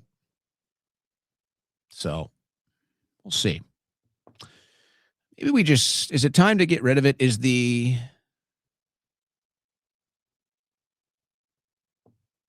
Sir Barry Gibb look, is it done? Is it over with?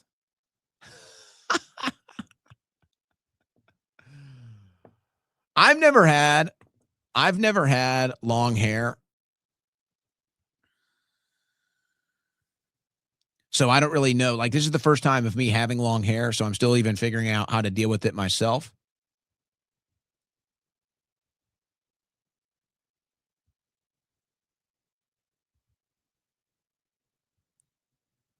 All right. He's good to delay. So let's do it. Let's take a couple phone calls. I said I would take phone calls of people that disagree with my conclusion on the ICE shooting. So I'll do so. So let me open up the phone lines. Here we go. Yes, sir. We'll take a couple calls. All right, 747-200-5560. 747-200-5560. I pick up the phone. I ask you your name and where you're from. You're on the air right now. First caller, what's your name, where you're from? Hey, Owen, it's Joe from New Jersey. Happy New Year, man. All right, Joe, Happy New Year to you. What's up? So, Owen, I'm pretty concerned about what's going on, mostly with, like, the expansionist stuff, especially in regards to Greenland. where I don't think we should be wasting the time or the political capital that puts more of a strain on everything when it's just going to be another foreign incursion while we're being scammed at home. Well, and that's my big pet peeve. It's like, why aren't we cleaning out our own house first? It's like if you cleaned out our own house, it's like, I don't want to hear about fixing Venezuela. I don't want to hear about fixing Iran. I don't want to hear about fixing all of this stuff. We got our own problems to fix. Our own house is burning down. So let's fix our own house. Let's make our house the best again, and then we can handle this stuff. I'm just worried we're going to handle this stuff. Our own house is going to burn, and then who knows what happens. What do you think of the Tech Native America map that's been floating around? With all the flags of all the countries, it's starting to look like that. Yeah. Because yeah. if you want the USA, pick it like the area between the U.S. and Venezuela. Taking Venezuela is like the. So here's my concern, and I was wanting to take calls because people disagreed on the ICE shooting, and I want to kind of move through calls fast here. So I think you've gotten your point across. Here's where it's like we're kind of in uncharted territory. There's never really been in modern American history, there's never really been a world power or a confluence of world power that's ever stood up to the American might. And obviously, I don't want that to happen. But you feel like the more expansionist we get, the more corrupt we get, the more we deceive our friends, our allies, other countrymen. You feel like, eventually these things happen. Eventually these things come to an end. And I don't want that. I don't think it's necessary. And I hope it's not some egomaniacal narcissism, some vanity project thinking we're invincible that's going to end up in that situation.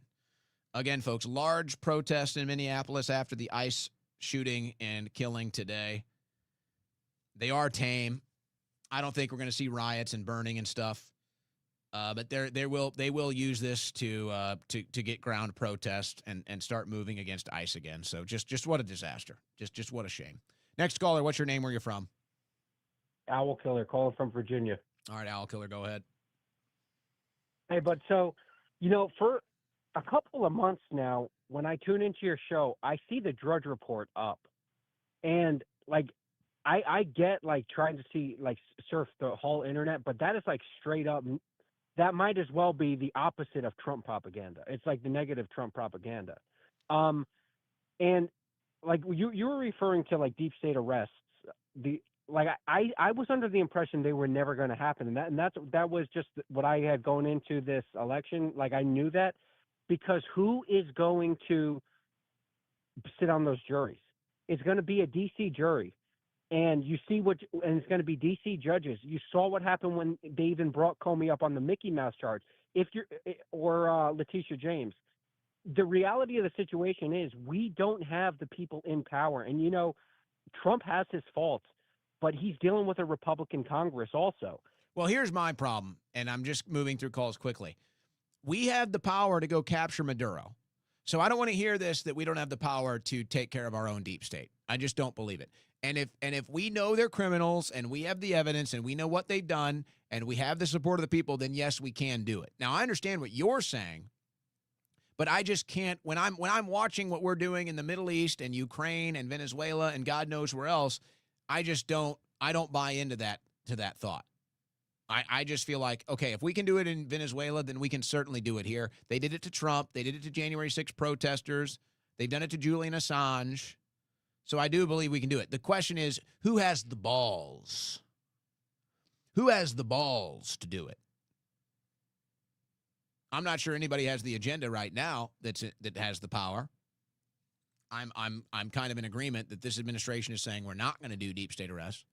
Somebody eventually will have the balls. Somebody eventually will have the balls to go after Fauci.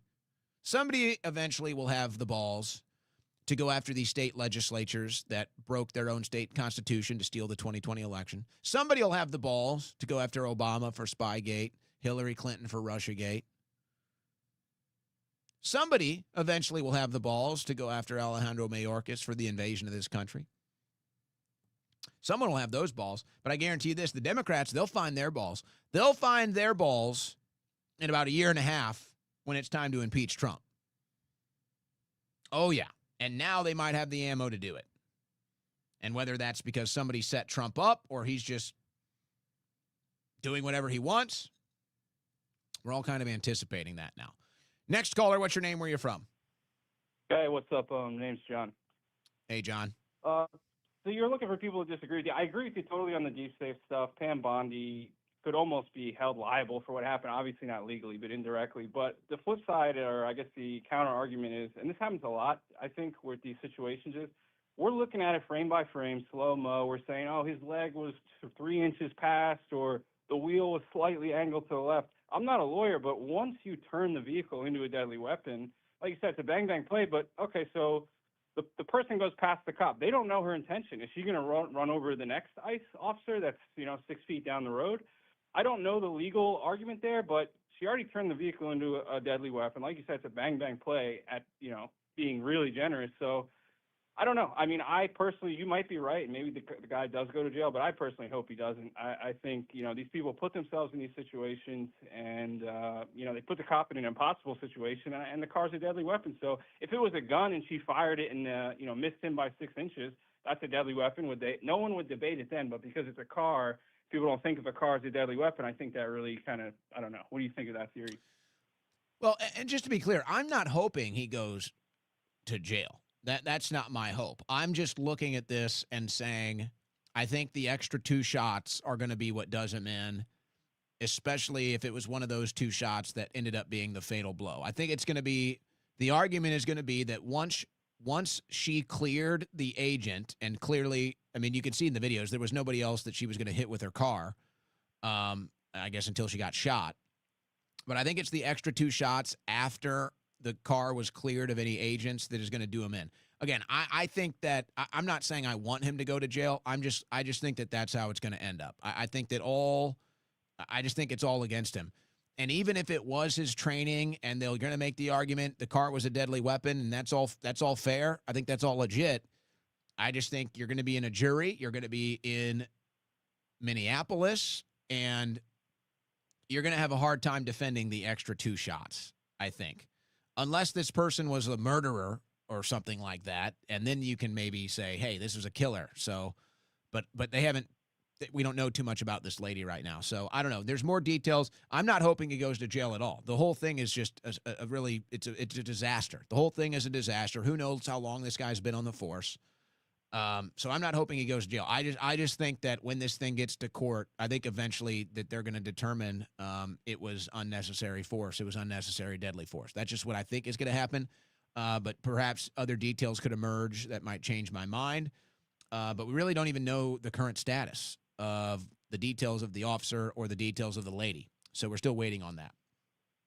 Yeah, I don't disagree with you. I think it looks bad. He probably is cooked. My only thing is just for the court of public opinion, I hope people kind of put themselves in the cop's position and say, it's so easy to look at it frame by frame in slow motion. Oh, this lady, there was nobody. He doesn't have any time to know. Maybe there was another officer 6 feet down the road. Now, we know there wasn't, but he doesn't know that in the moment. So that's all I have to say. Just when people are judging this cop, really try to put yourself in his shoes. It's an impossible situation, and that's all I got to say.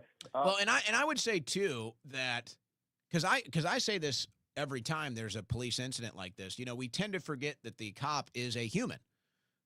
These are human beings. They have human being instincts, and they have a Second Amendment right as well. Just because they're a police officer doesn't mean they don't have a right to defend themselves. Now, obviously, we have higher standards and expectations for law enforcement because they have authority to use deadly force. So, but it's like, this is one of those moments where you're really on that thin line. This is one of those moments, to me, the Floyd thing, I mean, that's ridiculous. Those officers obviously got railroaded.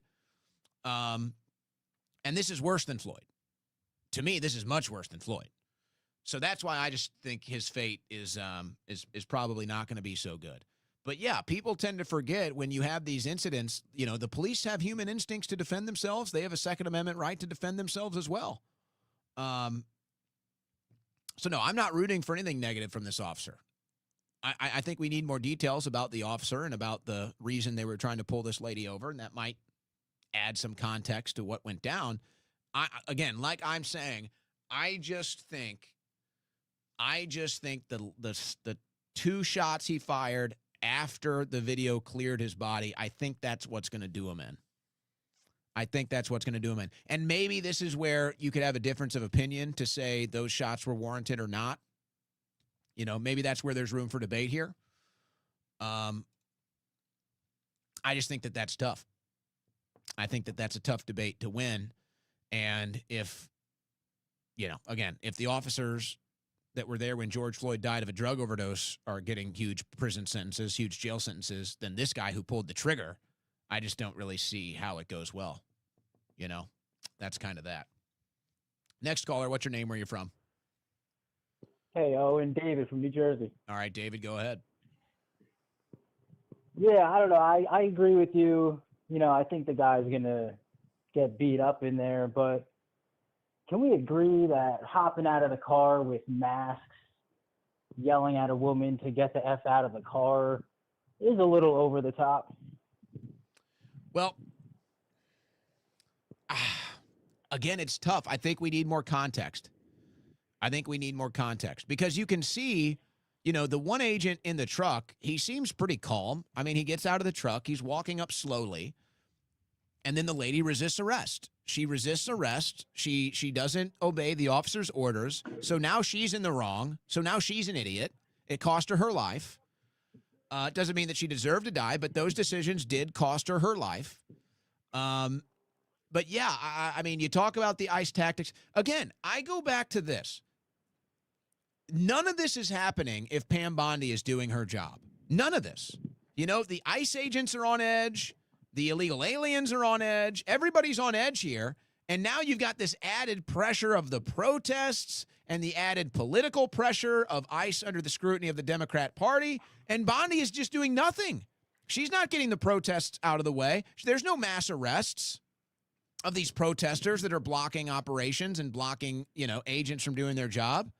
You start making mass arrests, and you don't even have to be too heavy-handed, okay? You take one of these instances where there's a bunch of protesters blocking an ICE operation, you round them up, you detain them, you hit them with a charge, you bring them to court, and then you say, all right, we'll give you probation, whatever. But they need to know you're not going to be allowed to do this. You cannot disrupt ICE operations, and if we see you in the streets, you have a First Amendment, but as soon as you cross that line of disrupting ICE agents, now you're going to jail. Zero tolerance for disruption. So if you want to be out there, you better get the hell out of the way. If you throw an object or you move a vehicle, you're getting arrested. So I look at Pam Bondi. She's not getting these people off the streets. She's not shut down the radical left-wing organizers and funders of all this activity. So it just continues. So to me, it's failure on Pam Bondi's behalf that this happened today. Yeah, I agree with you. I don't know. I don't like the tactics that they're doing. It definitely could be done in a better way. We definitely need more details about it. I guess all we can do is wait. Thank you for the call. Super chat from Pop Orc. No comment, just a super chat. So thank you for that. RJ Rico.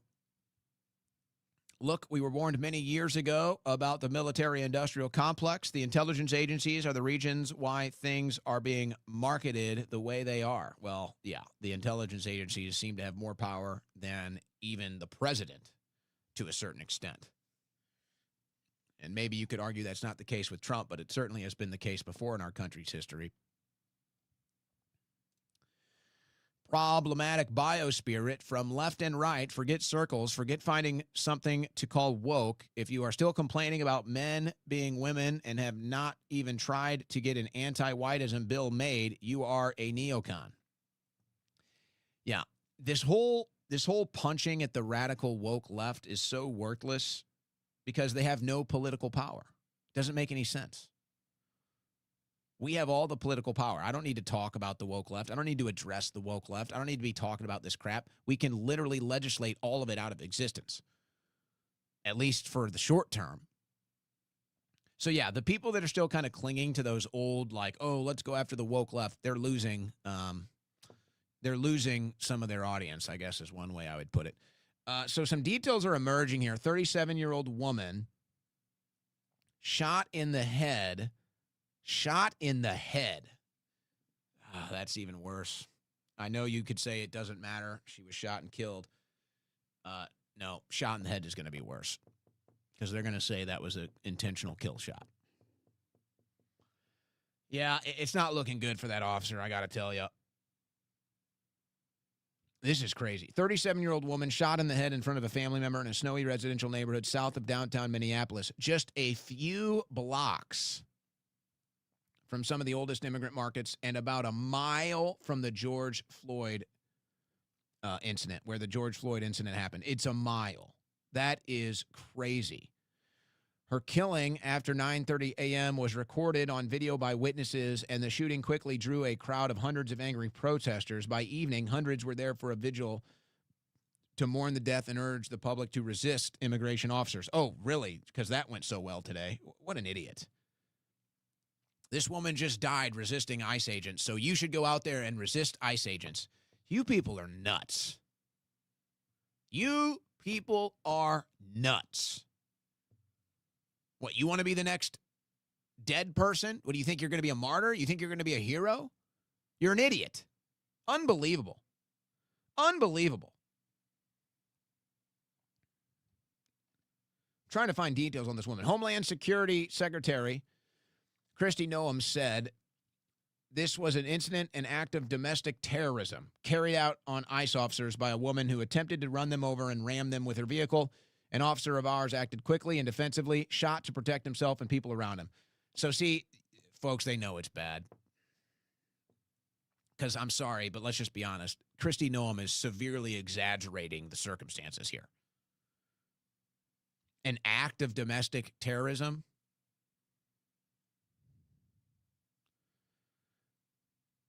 Protect himself and the people around him. There was nobody else.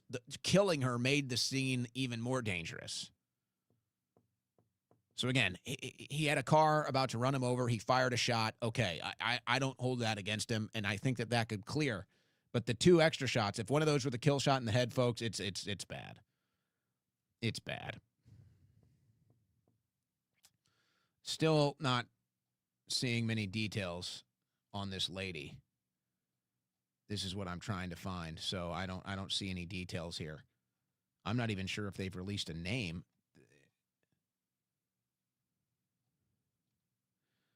I guess this is the lady here. They have her picture up on the Drudge Report. They're saying it was an American. They're saying it was an American. Renee Nicole Good, mother of 3. This is not good. So I'm sure she was an anti-ICE leftist. I'm sure she was up there up to no good. And maybe she was blocking ICE agents in the streets. Is that what this was? So yeah, she deserved to be arrested.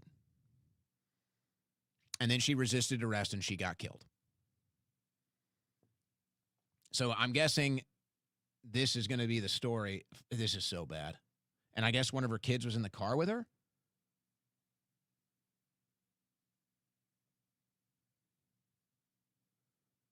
She had previously been married to Timmy Ray Macklin. Now she was married to a woman. Yeah, so this has radical leftists written all over it.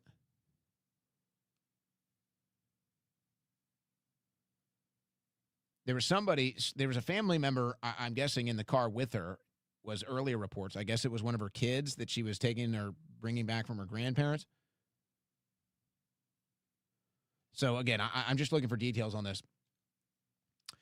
It looks like now, and folks, I don't know. I'm still looking for details, but it looks like now that this lady just happened to be in the area, or maybe, I don't know why you would bring your kid to one of these protests, but you never know with these radical leftists. They bring their kids to this stuff. And some of them are so sick, they use their kids as body shields. That's how sick these leftists are. So it looks like she's out there. Maybe she knew, maybe one of these leftist groups sent out the notification. Again, Pam Bondi refuses to shut this down. So this is on Bondi. But one of these groups probably sent out a notification, said there's an ICE operation happening in this neighborhood. They called for action. They called for people to get out there and protest and help resist ICE. It looks like, I don't know, from the video, it looks like her car was parked in the street. Was that to block ICE agents? So she's parked in the street. She's using her car to block an ICE operation. The ICE agents come up. They say, you're committing a crime. Get out of the car. She resists arrest. Her car makes contact with an ICE officer. She gets shot and killed. From the details I can gather right now, it looks like that's the story. It looks like that's the story. All right, we'll take one more call. One more call before we sign off for the evening. Final caller of the show. What's your name? Where you're from? TK in Hawaii. All right, in Hawaii. Go ahead. Yo, so I'm looking at it, man, and I'm trying to figure out,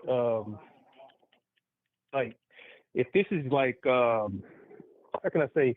It seemed like, I don't want to say a psyop, but it seemed like whatever's going on. Well, I just say this: whatever's going on, it seemed like the right, established right, they're going to use, or they're using this incident to kind of unify the right, both sides of the right, the old OG MAGA and new MAGA, because we all seem, well, I shouldn't say we, but but I mean, it's all, we all still kind of love law enforcement.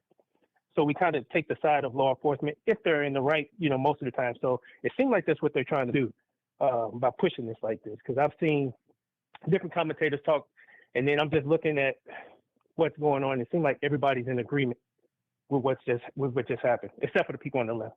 Well, I hope my coverage of this today is not being taken as over opinionated. I'm not even. I'm vaguely offering my opinion off of the details we have, but I'm not really rah over any opinion here. I'm just breaking it down as I see it, and then telling you what I think is going to happen. I think it's a bang bang play. It's like, people are going to fall on both sides of the aisle.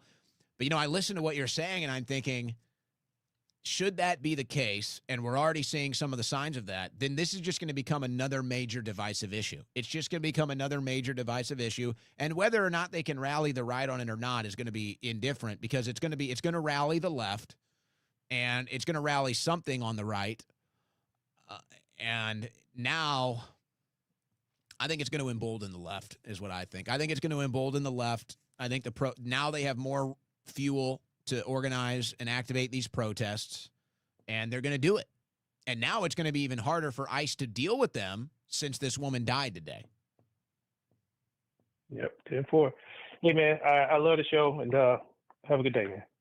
Thank you for the call. Appreciate that. And by the way, the caller bringing up the Drudge Report on my screen, let me just say, it's kind of an homage. We do some homages here. We do some homages to Rush Limbaugh. And his studio had the Drudge Report in the background. What I would like to do, in fact, I'll address just a couple things real quick. For the people that talk about the music, I can't play music, okay? I can't play music on the show. They strike it, and I can't do it. So that's why there's no music. We're kind of looking into that. There's some ways around it. And then you can just pay for the music. Folks, this is month 4 of the Owen Report. I don't have a big budget, okay? There's no big budget here. We barely have a budget at all. So we are looking into maybe purchasing the rights to some music, but I just play music that I can. It's old video game music. Some people like it, some people don't. Music is not really a big part of my show. So it's like I can either not take a break for 3 hours and, wear a diaper on air. That's not going to happen. I can play commercials. Would you rather I could do commercials? Because you believe me, I have clients, sponsors asking for commercials. I don't play commercials. So would you rather hear commercials? So I just use the music as just a buffer. You can listen, you can not, whatever. I'd love to play music, but I can't. It hits my channel with strikes, and then the broadcasts get hit, and so I can't play music. So we're thinking about maybe a workaround, but for now, I kind of just, I really don't think much about it. I wanted music to be a part of the show, couldn't do it, so I just moved on, and I just don't think too much about it. Now, as far as the Drudge Report being up, this isn't some endorsement of the Drudge Report, but it's still a nice little landing page. What I'd like to do, and again, this is all about having a budget, but what I would like to do when we have the budget is I want to hire a web designer to run an Owen Report website. And so maybe I'll just say for people to understand, I have a vision. I have a vision for the Owen Report, and I've been in media enough. I've seen the things that work. I've seen the things that don't. I've seen the mistakes people make. I've seen the decisions people make that end up working out. And so, I'd like to say for a 36-year-old man, I have a pretty good experience with all things live media. And I'm moving slow. I want to do this for the next 60, 70 years. I want to do this till I'm 100. I'll die doing this. I'll die during episode 10 million of the Owen Report. So this is a long-term project. And if I'm successful, and if the show grows, and if we get a bigger budget, then we can start to do stuff like that. Are we going to buy rights to music? Are we going to design an Owen Report webpage? So basically, it's the same thing as the Drudge Report, but it's my own people, it's my own stories, it's my own logo. These are some of the long-term plans. But right now, it's all about delivering a good show. It's all about delivering good content, a show that's worth listening to 3 hours a day. Most of the money comes in from sponsors right now. And so that's where we're at. So my agenda, my priority is to do the best 3-hour show I can. And as the show grows and we have success and the budget increases, we can start to expand some of these things and improve the quality of the show. But it has to be worth your time. So I saw some comments on that. The caller said that, so I figured I'd address that real quick. A couple other super chats here before we sign off. RJ Rico, I believed the majority of people cannot distinguish fact from fiction. Go watch the video and tell me what you see, not what's benign, not what's being reported. Yeah, I agree with that. And I try to distinguish myself and separate myself from the rest of the media that can't do that. But I do agree with your breakdown. And that's why I said it's a bang-bang play. People are going to have different opinions. I don't mind people that have a different conclusion or opinion than me. I don't take it personally. I wasn't so heavy with my opinion. I said, yeah, you know what? It's open for disagreement. But aside from that, there's no doubt. And not only are people having a hard time distinguishing fact from fiction, there's this new thing on the right where people just hate you for reporting facts. They just hate you for reporting news. Any fact, any news that might not be positive for Trump, they hate you for saying it. They don't want to see it. They don't want you to say it. Well, I'm in the news business. I'm in the truth-telling business. So sorry if your sensibilities are too delicate and your cult leader, Donald Trump, isn't perfect. But I'm really not sorry. Problematic biospirit. Get Trump to start a deputizing program before another Floyd is made to be ahead of the riots instead of guessing and anticipating break enemy spirit before. Well, they're not going to do that. They're not focused on that. They're focused on foreign issues and foreign and special interests. So you're not going to get that. Hate to tell you. 0 to 100.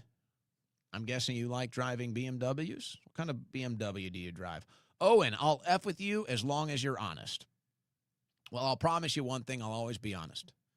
I'll always be honest. I'll always call it as I see it. And if you think I'm wrong, the phone lines are always open. And the super chats are always there, and we will not hide. We will never hide. Never have, never will, ladies and gentlemen. Quite a show. Went a little long. Went a little long today. Like I said, had a 6 o'clock meeting. We were able to delay it. We'll take care of that business later. Thanks to everybody for tuning in. God bless. Godspeed.